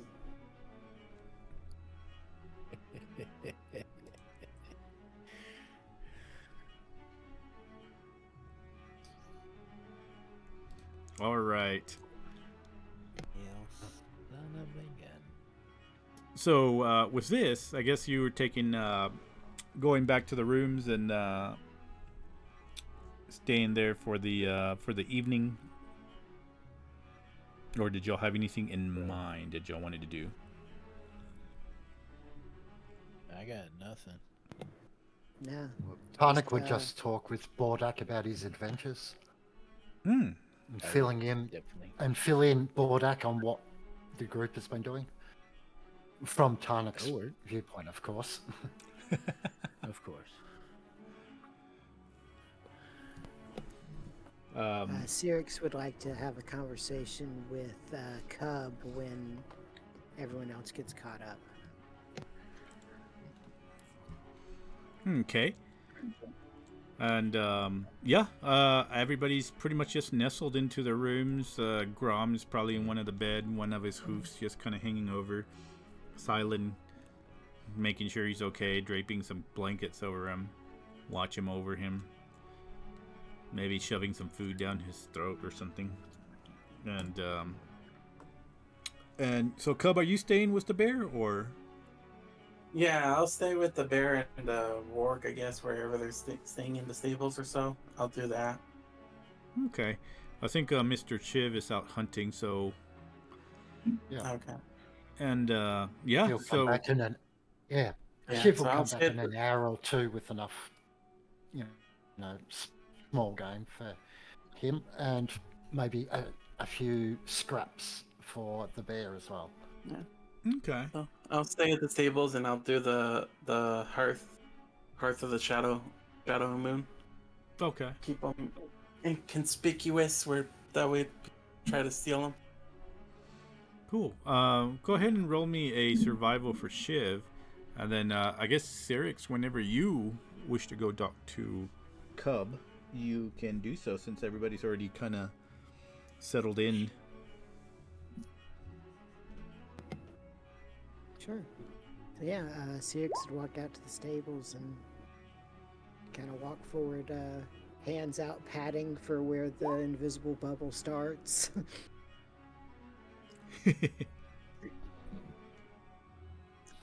So it's 13, 15 basically with my guidance effect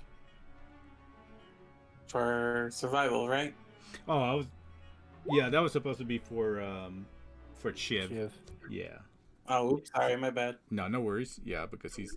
I thought that was meant for me, like from having Shiva trying to attack me. Then.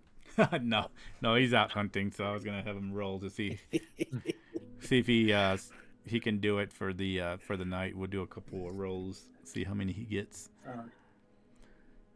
But you do see around the edge, Cyrix feeling for the bubble.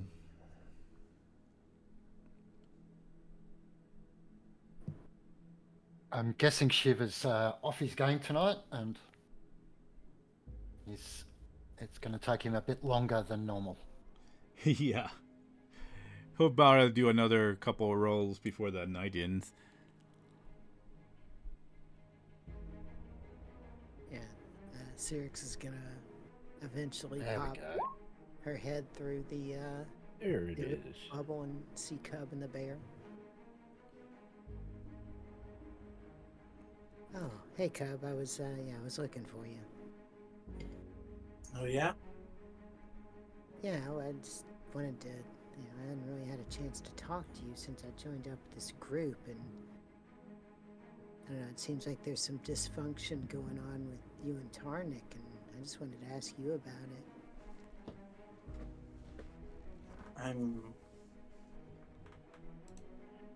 Well, thing is that we just don't see eye to eye on certain aspects, ideas, or so.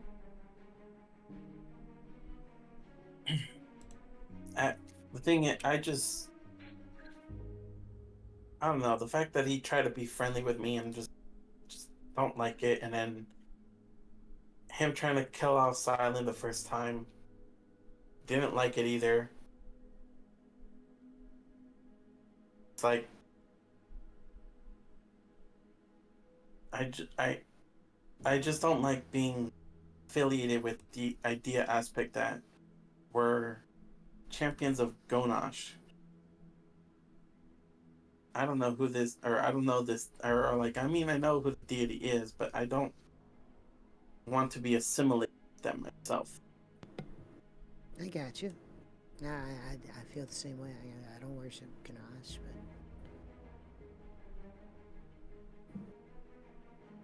but nevertheless, we found ourselves in the same group, on the same mission, depending on one another. And I know I want to make it back. I'm sure you do too. I'm sure everyone else in the group does. Yeah. Yeah. I just, like I say, I just wanted to ask you what was going on, and also reassure you, like, we've got your back too. Like, you don't need to rush in and try to fight anything. Like, you just hang back and support the group. Like, we've got you. So what you're saying is you want to take a side. I don't want to take anybody's side. We're all on the same side. I just want you to know, like, you don't have to, like, try to be up front fighting things. Like, we've got people that are battle hardened for that. I don't know what your background is, but, like, I don't want you to think like you have to do anything outside of like what your purview I know is. that, but you don't understand the fact that she just went ahead and was killed right in front of my. That pissed me off.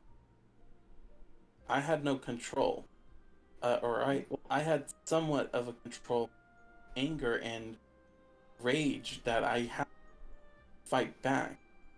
But my familiar was smart. Is smart enough to learn to save her. You're cutting out every other word. I don't know if it's your mic or something. How's that? Okay, better? I think so. Okay. The thing is that, I was filled with rage the moment that she died, or almost died in my hands, just right in front of me, by that creature. So I had to. So my mind was on rage to take care of fighting that demon, that whatever that thing was. But my cat was smart enough to know me, to maintain her life. And that's what I made sure that it's maintained to stay doing. That's a completely understandable response. I'm not here to tell you you did the wrong thing in that fight or anything. I'm just here to make sure that you know that I don't know about the rest of these people, at least I've got your back. I'm pretty sure Tarnik does, regardless of what he thinks about you personally. He knows that his survival depends on you too. So, like I say, I'm not here to tell you did anything wrong. I'm just here to reassure you that, we're a unit. You can count on the rest of us here. If nothing else, count on the fact that we all want to live and survive, and the best way to do that is to work as a team. Oh, I don't know how to do that. That's fair. Just keep trying. We'll all get better as it. This is the first time I've ever been in a group outside of training when I was an adolescent. I've been out on my own working shadow ops for a group that I'm not really at liberty to talk about since that, so this is new for me too. It seems simple enough for you to remember anything. You wanna know what's... I'm freaking the fuck out. I get here and this group is like falling apart, and you know, my bosses are like, hey, you gotta go join up with this group and help them on their journey to save the world. And I get here and it's a group of people that don't even like each other. And it's just like, it's hurting cats. It's hurting cats. But we're all in this herding. H-E-D-I-N-G. H-E-R-D-I-N-G. Herding. Yeah. But we're all in this situation together, so we gotta make the most of it.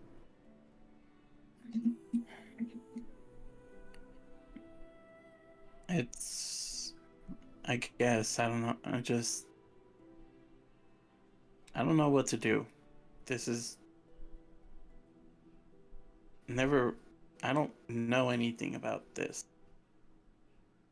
all I know is that I've just been on my own, and that's it. And the reason why I took Syllin in, and I've been trying to be adamant with her on training, on becoming somewhat similar like me, is I feel like that's the best course of action of my life.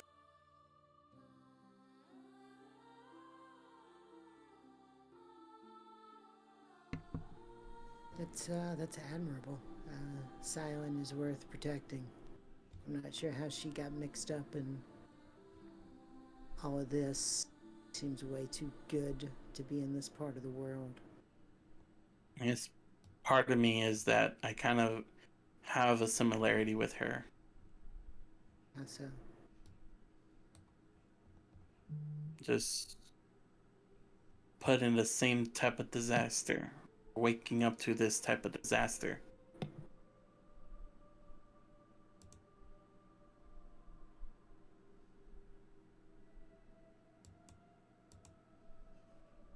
Curious, do you know anything more about like what we're actually after here? Like what are we up against, like in the grand scheme of this?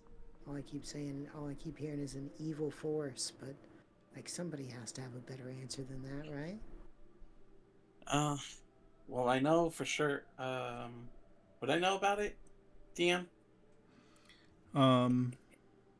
Aside from what you've been told, you about this lich that's threatening to just destroy the world. I mean, you don't know the details. You just been told that, and if nobody stops him, you just know that the world will be pretty much just demolished again, just like the first age. Okay. But not the details of it. You just know that you're going to be sent over there because the elves and humans until last night seem to be failing on everything. Yeah. So I was like, I really don't know much details. Just know the fact that there's a lich that's trying to destroy the world. And it's taking out all the higher ups or higher echelon kind. Uh-oh, started breaking up again. I don't know why it's doing that. Right. it's taking out the higher echelon, and they're not doing their job right. Interesting. So now we're just trying. So that's why this is our time that show that we're the better kind to handle this type of situation. Okay. So Yeah, Sirix would just hang out with Cub for a little while then and chat. Okay. And back. So who all is in the in Bordak and Grom and Syllin, I guess. And Tarnik. Tarnik is in the Yeah, inn. all four of us are there. There's 2 rooms, but we're all there. Well, okay. So 1, 2, 3, 4. Okay, cool. Yeah.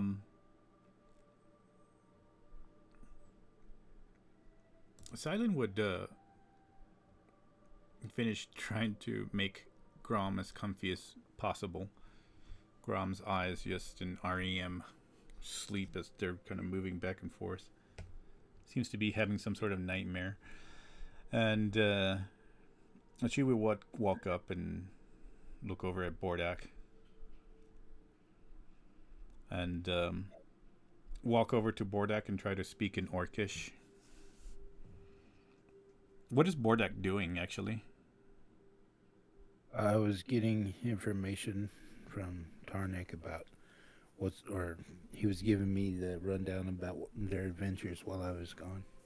Are you so basically the room would be like with the 2 beds and probably have like a couple of chairs near a small table. Okay. We'll probably be sitting at the table then while she's doing her thing. Syllin would walk up and go to the side of Bordak, and she would remove her hat and go back to normal. She's trying to be a little bit more relaxed in here and move over to Bordak. Oh, that still freaks me out. Ugh, She moves closer to Bordak at that point. you're so ugly. Ugh. She looked like she frowns, and she like looks down on the floor, and she's like, "Oh, don't mean to be ugly." Put my hand on her back. It's okay, Nuruz. It'll be okay. And she looks over at Tarnik and she says, "Why do you hate us?" Well, elves invaded my land. Elves killed my family. Elves killed my clan. Why do you think I hate them? And she looks down. It's like, I'm not like other elves. I wouldn't kill anyone, except now I have to. It is the way of the world. Kill or be killed. And she looks over and she's like, we didn't want to kill no one. They came after us. But we always stay in forest. Orcs never came into forest.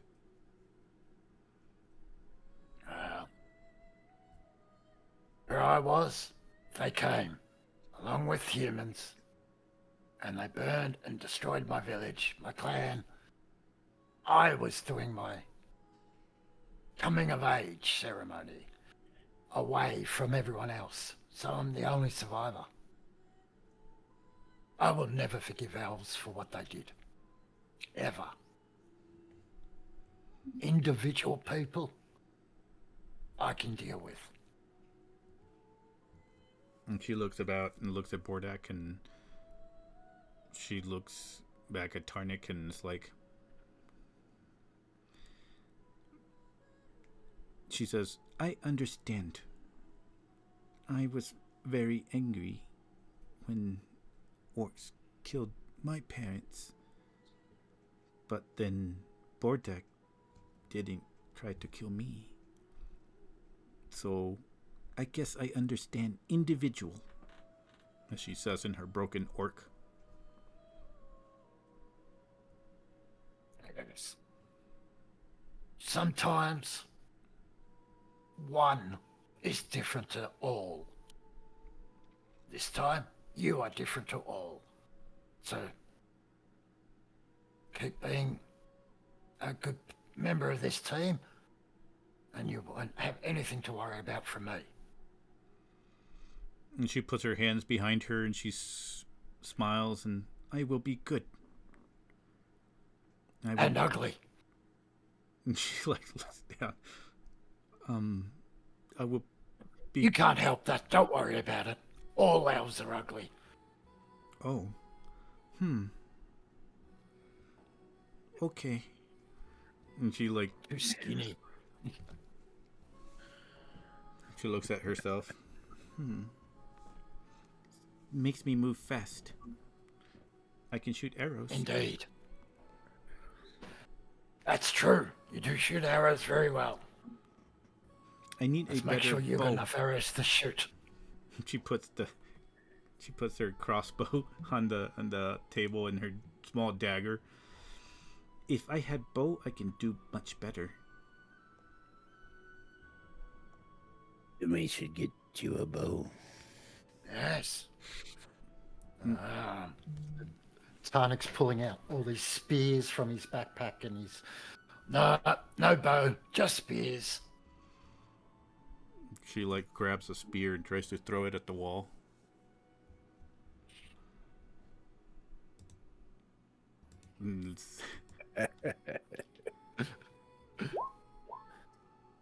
Wow, she actually does pretty good.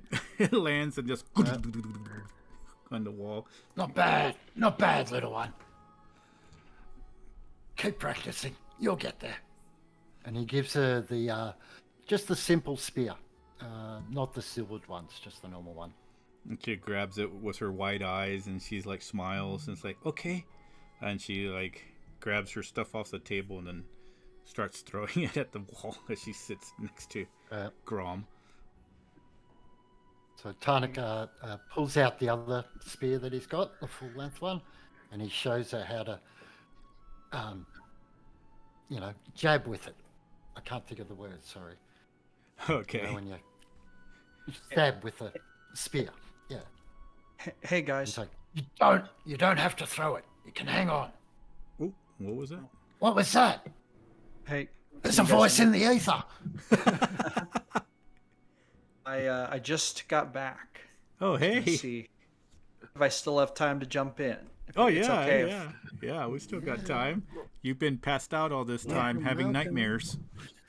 That'd be good because I'm getting tired of carrying that bullhead of yours around. Was that a voice out in the ether somewhere? That was a good one. I was like, what is that? Thought that was Cub for a while. I was like, hey, is that Cub? Yeah, you can jump in. There was a spear thrown into the wall next to you. You might wake up with that. Okay. I guess before you wake up, though, I can tell you what you've been doing. Yeah, or if I've just been getting carried around, I may not know anyway. Oh, no. As far as the nightmares in your mind, we're messing with his mind even more, unfortunately. Yay. Yeah, because the last thing you remember, you were hugging and crying as you were hugging Syllin, and it was too much for you as she was almost taken. You were able to catch a glimpse of the sky shattering and all this prismatic, like mirror, shattered glass falling to the earth, but not quite reaching it before they vanished.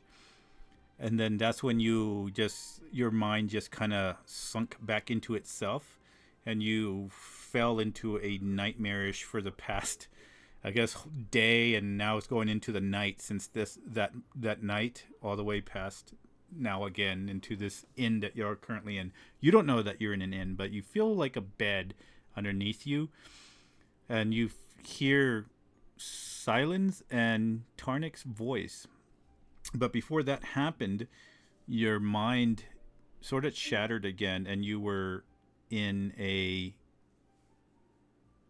how would you say, a never-ending cycle of memories and nightmares. If you not seeing yourself, but you saw Syllin in the same position you used to be in. You saw her burning, and you thought it was so real, but you could smell the flesh burning. You could see her anguish in her face as she was screaming. You can see the demons just tearing apart, but you also kind of felt this mentally as they were pulling her further into this river of molten lava, and it was just constant, and it felt like an eternity until you hear this thunk against a wall, and you slowly, like a blanket just being lifted away from your eyes, you start gaining consciousness, and then you wake up, and barely with a blurry vision you see something strange. You see Tarnik teaching Syllin how to use a spear, and those are the only two people you see currently as you're kind of facing toward the opposite direction of where Bordak is sitting. You don't even know Bordak is sitting there, but yeah, you notice this as you start waking. I think Grom would just he would be very relieved. Is he out of the effect of the dream now? Is he kind of back to normal? Yeah, he's just kind of waking up from it, and he's probably still in that shock state because it was horrible dreams and nightmares. So that's how depending on how he would react upon seeing this and what he would think it is, if it's real or not. But he can sense a different sort of awareness now. Okay, so he would wake up and he would kind of look around. Great relief would probably fled through him, realizing it wasn't real, but he's still probably very shaken, and he's going to pretend like he's not, and he's just going to sit up in bed and kind of rub his face.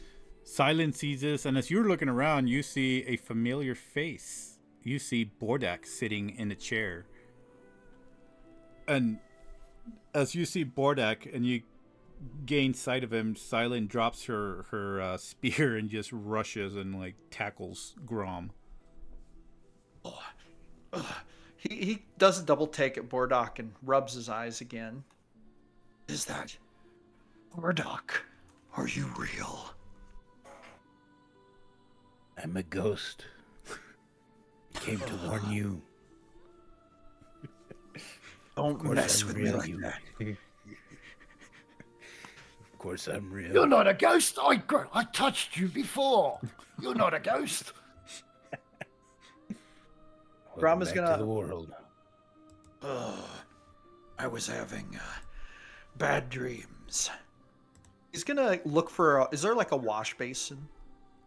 Yeah, there would be another small room where there would be like a little. It's kind of a crude form of a wash basin. He would hug Syllin very tightly and then pat her on the head and then kind of awkwardly shuffle to the wash basin and the splash water on his face.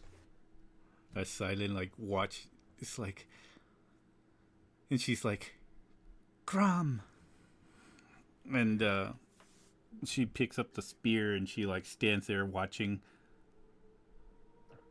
He kind of turns around and looks. Oh. Have you been throwing that? She speaks in broken orc.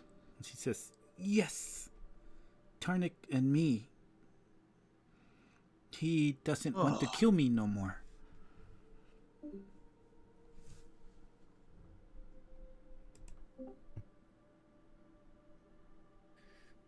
Well, that was my Discord keeps kind of blinking. He's gonna look over at Tarnik, kind of like piecing it together. I feel like. Does Tarnik? Tarnik is Peaceful. Yeah, Tarnik looks quite calm and relaxed. He's quite happy to show someone how to use a spear. He thinks it's a skill that everyone should have, so he's quite happy to teach.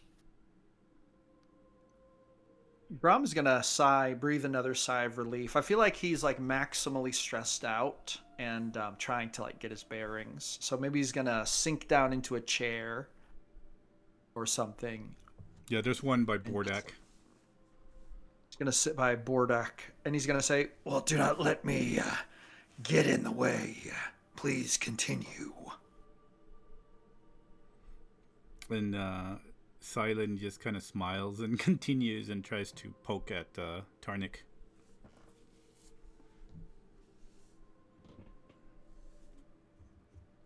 and then Grom would ask Bordak, What is going on?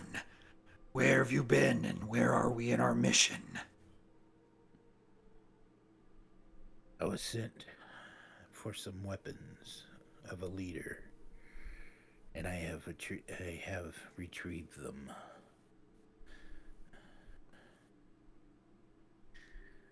Grom's And gonna I come nod. back and everything seems off, including you, old friend. Grom is gonna put his head in his hands and he's gonna say, I am definitely not myself. Well, the group is back together now, so we got you. Do you need to share? What did you say? Shower? Share. Oh, share. Oh, share. Yeah. Um. Share what's on your mind. Oh, he's gonna say, I'd rather not discuss it. I just need to figure out a way to undam myself before I die again. Or before Syllin dies. Overhearing this, What do you mean? Tarnik looks at Grom and says, "Oh, that's easy done."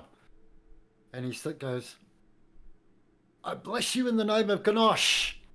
Whoosh! oh. Grom's gonna sit up and take notice. Does it seem to work? Um, Probably not. It's just a blessed spell. Grom is hopeful. you just feel a little bit more. You sense a little bit of a electrical kind of sense permeate around your body, but other than that, you still feel the same in a sense. His soul doesn't feel any less damned at this point. No. Okay. I'm afraid it may take more than that. But I appreciate the attempt. Oh, we can find a priest or something. I'm sure there'll be Yes. one somewhere around here. Yes. And then I would say Grom would kind of proceed to just kind of gather up the stuff and get dressed, kind of get ready, and let the others take the lead for a moment. He's going to kind of be quiet. Okay. Well, as far as Grom being back, he's been asleep for quite a while, so he might be up for the night. Everybody else, though, if nothing else is going to happen, we can fast track, and y'all can rest for the night and be ready to be off. And unless y'all want to do some sort of carousing around this area in the morning, but that's up to y'all. But other than that, for the rest of the night, nothing else is really happening unless y'all do something specific. I would just do my ritual to maintain my teleportability. Nice. Tarnik says to Grom, Your bear's outside with Cub. It's hiding. It's good. Oh. It's safe. Oh, good. They're outside in the stable if you want to go and say hello. Yeah. I'm sure Cub this- would appreciate that. Is this the morning time? Or are we basically getting ready No, to head it's out? actually evening time. It's getting okay, to nighttime, actually. Like what time is? Yeah, Grom will. Oh, go ahead. If I would say about like 7, 8. It's getting into the evening time now because y'all were traveling pretty much most of the day, going around the bin of that forest area.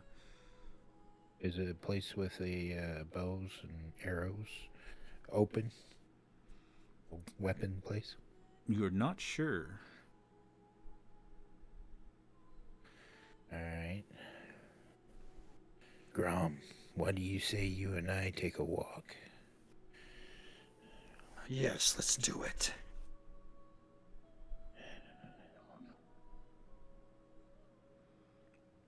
Grom will get his stuff and basically follow you. All right. Take good care of our friend. Then we walk out. Okay. And then I we'll. would say before we zip past the next day, I'll make another set of good berries.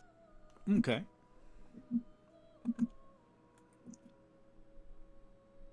I was gonna. What do you say we check on your bear and then go get a bow for? I can never remember her name. Syllin. Syllin. What? How do you say it?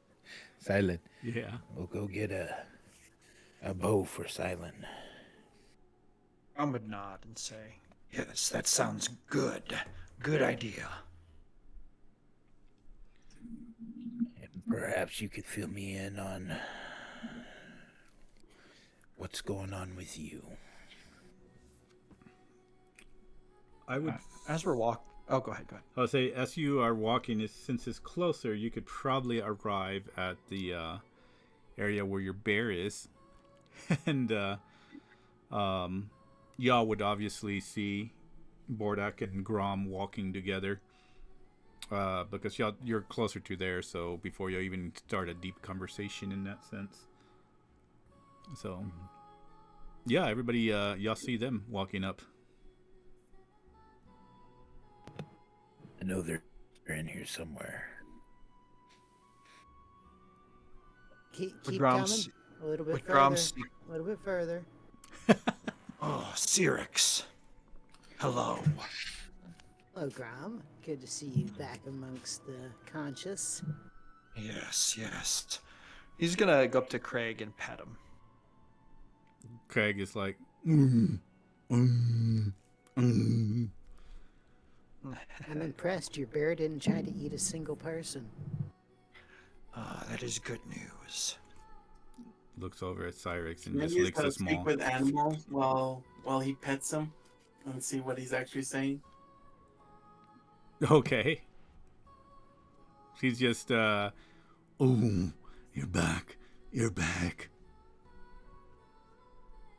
I was like, yeah. He's like, Craig really misses you. He says you're back. Well, I missed him very much. He's gonna kind of try to very carefully give him like a nuzzle him like you would when you take a dog's head in your hands and kind of scratch their ears. He's gonna put All right. He lets you. He's like, just kind of shakes his head. Sirix moves away a little bit. There, good boy. See his large maw just kind of open.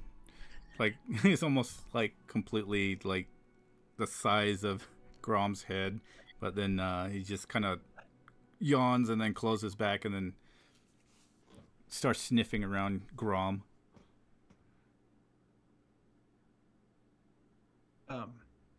As this is happening, Grom is going to kind of talk to Bordak. He's going to say, The short answer is I died, and apparently I was evil enough that I went to the hells. It was terrible, life-changing, but I came back.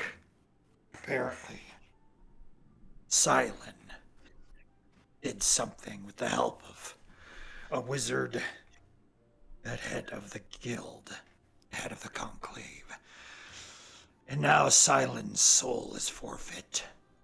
If one of us dies, that's the end for her, I think. He kind of like cocks his head to the side. I must find a way to undo this. And I'm trying to find a way to be good, whatever that means.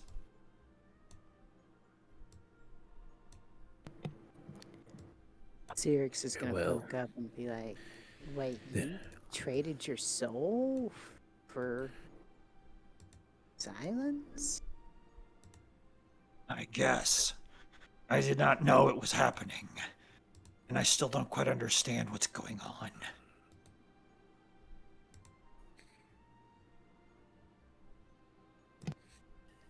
Then we will find out together. Figure this out, and we will save you both. Like that. Hell is not a pleasant place.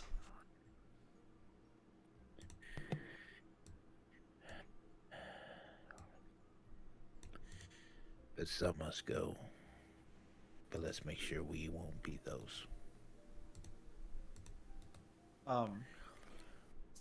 Yeah, Grom. We'll figure it out together. Grom's gonna kind of go silent, finish petting Crag, and then when Bordak is ready to go, he's gonna bounce with Bordak. All right. I would say, after a while of walking around the village, a couple of stairs here and there that both of you get from the neighborhood. I think I lost. What happened to Mr. He's gone. Well, Are he you did. looking? He was having Discord issues. Oh, No, Am I I- was like can you looking hear at the let me see, trying to find. Is he standing Hell's under the bee. bear? it might be. Hey. Let's see here. I think he is. There's a circle under the back end of the bear. Yeah. Move. Oh, he was just smashing you. Okay, that was going on. All right. His standing on. he like pummeled The you. bear That's was funny. riding Grom. So you would find Be that a much. kind of a not like cut of Orbus, but you see an older orc and his shop here where he does seem to have weapons of sorts and possibly maybe even a bow as you step in, and he's just kind of in a bone-like looking rocking chair. He stands up and follows you in, and if you do search, you are able to find what looks like kind of an ivory looking, like the piece in the middle is ivory, but the rest of the wood around this bow looks very nice. It's about the nicest bow you're gonna find in here. And yeah, he also has some crude looking arrows, but they seem to be able to do the job they need to do. Grom would ask him how much for the bow and arrows. Did you see this old orc just kind of take a lean over the counter? Right there. There's one of a kind. I say 30 gold pieces. Yes, 30. Would it be possible for Grom to try to haggle him down to 25? You certainly can. All right. How about 25? A traveler's discount, perhaps.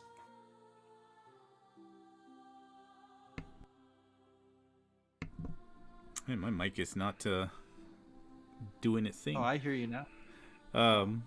I have a little button that I can press, but I guess I've been pressing it too much now. It's taking forever for it to. I gotta press it hard. That's why I've been talking to myself all night. He looks over at you and go ahead and roll a persuasion. That's what Grom does best. Wow. That's why I brought you. He looks over and he's like, what exactly do you say besides that in order to, like, what's something that would be enticing for him to do this? Oh, okay. So he would say, perhaps a traveler's discount. We've come all the way from, what was that place called? Verdus? Oh, yeah, Kata Verbus. Kata Verbus. We've come all the way from Kata Verbus. We are on a mission from the king, the Crimson Blade. You would be serving the king's errand by giving us a slight discount. Per diem doesn't pay what it used to. He's going to give a wink. He says, "Oh, you're here to get rid of the..." And he looks about. Are you here to get rid of the walking dead ones? That is what we're here for, isn't it? Does that sound familiar? Does that sound like our mission? Yeah. Well, not in this Yeah. particular area, but That's what we're here for, right? yeah, further north, yeah. Grom would nod and kind of like quietly with a knowing smile, but he wouldn't say anything. Yes, Kind of quietly affirming it. my young grandson went missing a couple of weeks ago. And he says, slides the bow over. I'll give you this bow for 20 gold pieces. Return, my son. Grom If you're gonna would the yeah. the dead ones. His name is Velka. Velka Gorghaz. Remember the name. Yes. And he goes back. Don't see your kind here often.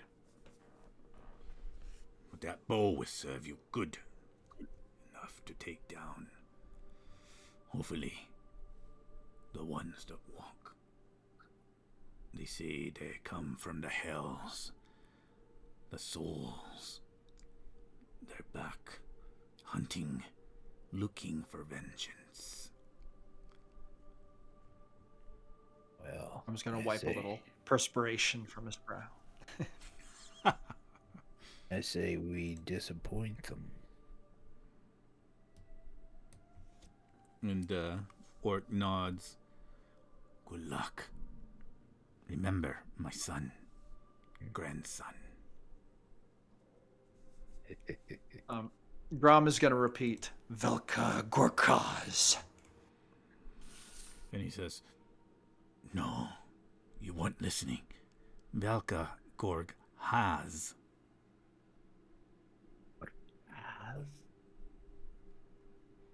and he says, Ah, yes, the orc. You're our kind. Make sure. and he like Grom will lingers give him a back little nod. We will do what we can.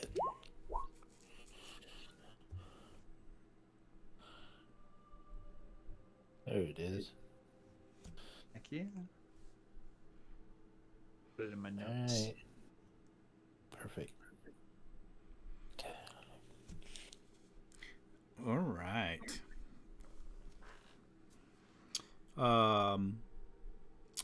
After the bow, what do y'all wish to do? I know everybody else was gonna, I think, take a rest. What do y'all two do? I After think the bow. Grom. Go ahead. Go I ahead. think Grom would head back to the stables, and he would probably spend about an hour or two playing a little music, and then he would go back to bed for another long rest, basically. Nice. How about Bordak? I'm gonna head to the room, and if she's asleep, I'm gonna set it next to her, next to her bed. The bow and arrows next to her bed. Yeah, she would be in a trance. Wherever she's doing her trance. And then I'm gonna sharpen my axe, say my nightly prayer, and go to sleep. Nice. All right. And then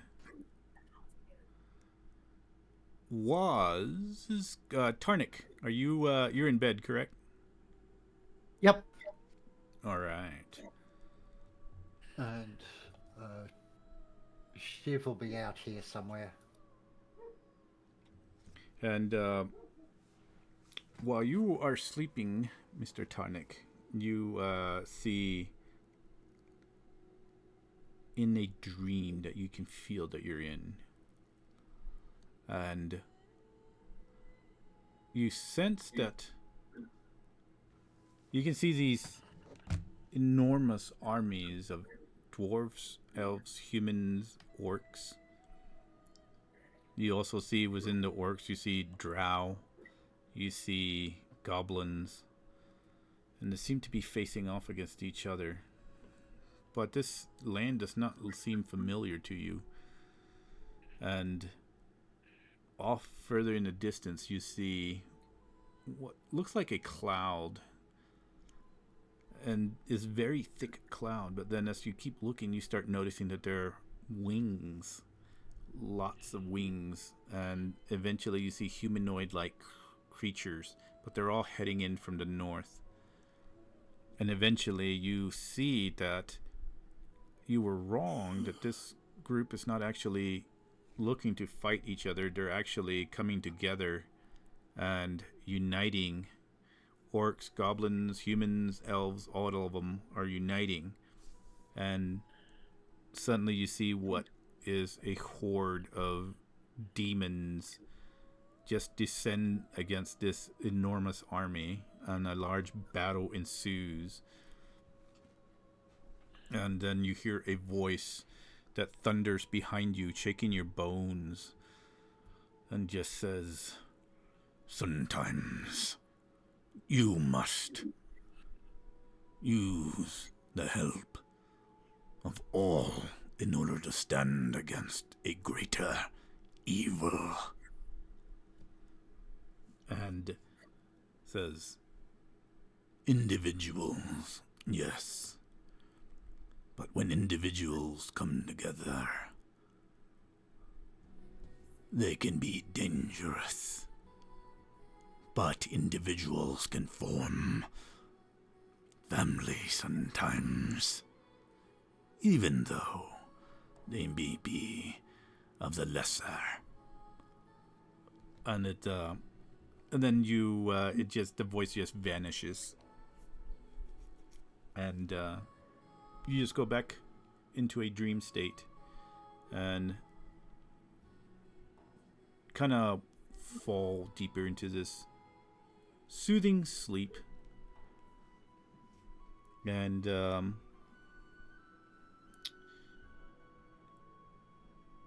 see here, for Grom, whenever he falls asleep, Key will also have a dream, and he seems to be walking in some forest, a very beautiful forest, and you see sunlight kind of shining through, the rays of sunlight, and the dust particles just swarming through it. And while this is happening, you eventually hear a voice that says, "So, I see that you are learning to care. Do you truly care? Or are you just afraid?" What? He's looking around, see if he can see who is saying that. As you look around, you spin around, and behind you, you see what seems to be like a child, a 12-year-old child, flaming red hair, looking up at you. Oh, is this Ariel? Do I recognize her? You Or do, Araya? yeah, you do. You said her name, and it threw the name off. Arya, yes, Arya. You gave me a mind trick there. I saw a mermaid when you said that. Yeah. I had her name in my mind and it threw me off. Yeah, you see Arya, and she's looking up at you and just kind of waiting. Grom is going to roll myself a little roll here. He's going to actually fall down to his knees in front of her and actually kind of crawl up to her in like a groveling fashion. And he's going to say, I'm trying. I don't understand. What does this care mean? I don't know what you're talking about. She said, "Why did you cry for her?" As I know the torment. Compelled. Something inside of me I could not control screamed out for salvation for her. You look at her and she smiles as she like kind of lifts the maw. Ah, so you are starting to understand. And she looks over at you and then puts both hands around your maw and says, Then there is chance. Take care of her. Oh, what? There's a chance? and he kind of perks up, looks up. And she steps back and releases you and says, A slight chance. It seems that you are learning. Keep on the path. Don't stray. There's a Here's the small destination. chance. she looks and she like, and she says, salvation. And she wisps away.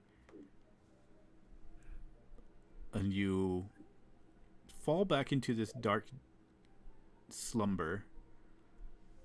Not quite disturbed, but not quite at ease as well, somewhere in between. And then falls back into that deep sleep that he was in before he had this dream. Very good, very good. And aside from that, everybody would start waking up in the morning, and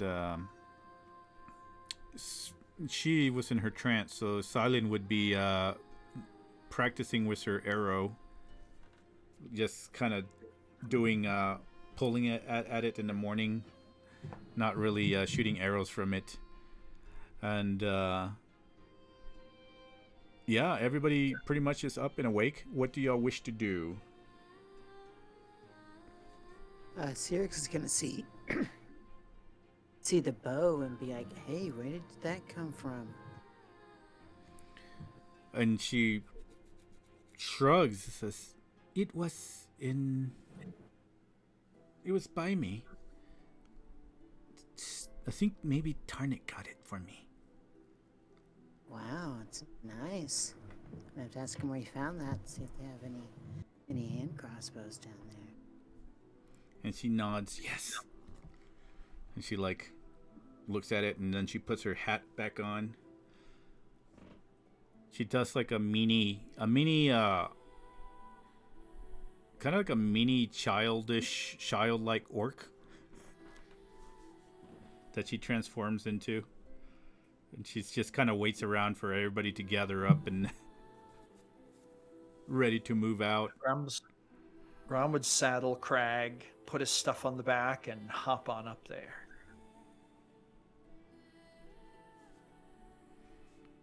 And how about anybody else? Anybody else have anything else to do, or? Shall they? Yeah, before we leave town, Cyrix would ask where they got the bow and if they noticed if they had any hand crossbows. Grom and Bordak, y'all can roll me a perception. Either history or perception. History or perception? I think. Which one's better? Oh, they're the same. I'll roll history. Here we go. I got perception. That's really good. Oh, wow. Okay. Did you roll? You would probably have noticed that they had maybe one, but it looked more crude. One crossbow there. Because Cyrix uses the crossbow, right? Yeah, the hand crossbows. And that's what you were looking for? Correct. There was one there, but it seems that it was rather more crude than the one that Cyrix probably has right now. Okay. Yeah, no. Okay. All right. Well, unless y'all have anything else to do in the village. Show us where these undead are. Let's see here. Well, then in that case, the undead. Now with a mission to find a grandson. Or let's see here. Right. So, whose name is Velka Gorghaz. we will end here with a lost map because it disappeared from me, apparently. Oh. We'll just use this one then. Okay, we'll just go back to this one. I had a paper map somewhere. Because this is a closer region now that you are in. So, using Chiv as the marker here, it will be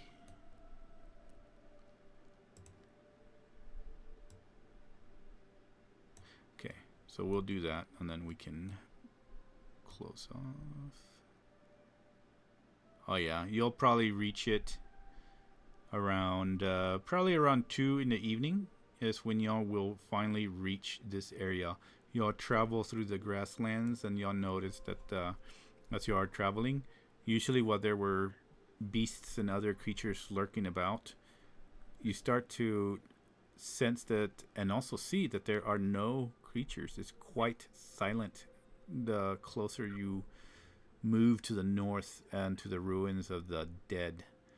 And eventually, as you arrive, you can see the ruins off in the distance, and seems to be like some sort of fog. While there are trees around the area, you also notice that more like desert, like very arid here. You can sense a unease permeating through the air, and with that, I will just jump y'all to so y'all know which direction you're coming in from. Oh, very nice. Let's see. Whoa. So y'all would be coming in from this direction. And Okay. that's what y'all see. This large city of ruins. The ruins of the dead. And that's where we'll end and continue for the next session. Sounds good. Very Yeah. good. Very good. Alright. I'm Thank going to you, go GM. ahead. I'm going to stop streaming really quick. This will be the layout for my other game. So I was using it tonight because I wasn't able to finish y'all's, but there will be a new layout similar to this. And those links that I sent or put on the Discord is if y'all want to be on cam, all y'all need to do is click on it. And once y'all click on there, I can copy the link and put it on the overlay here. And for yeah. I those would be down for it, watching, but I don't have a camera. I would have to buy a camera thing for it. oh, I'm in the same boat, but I should have one soon. awesome. Well, thanks everybody who tuned in, and those who in the future who will tune in. I will start putting these up on YouTube again, but feel free to follow us on Twitch, Dungeons and 20s, and of course YouTube Dungeons and 20s. And see you next Sunday, everybody, as I stop the stream. Goodbye, everyone. Bye. Bye all. I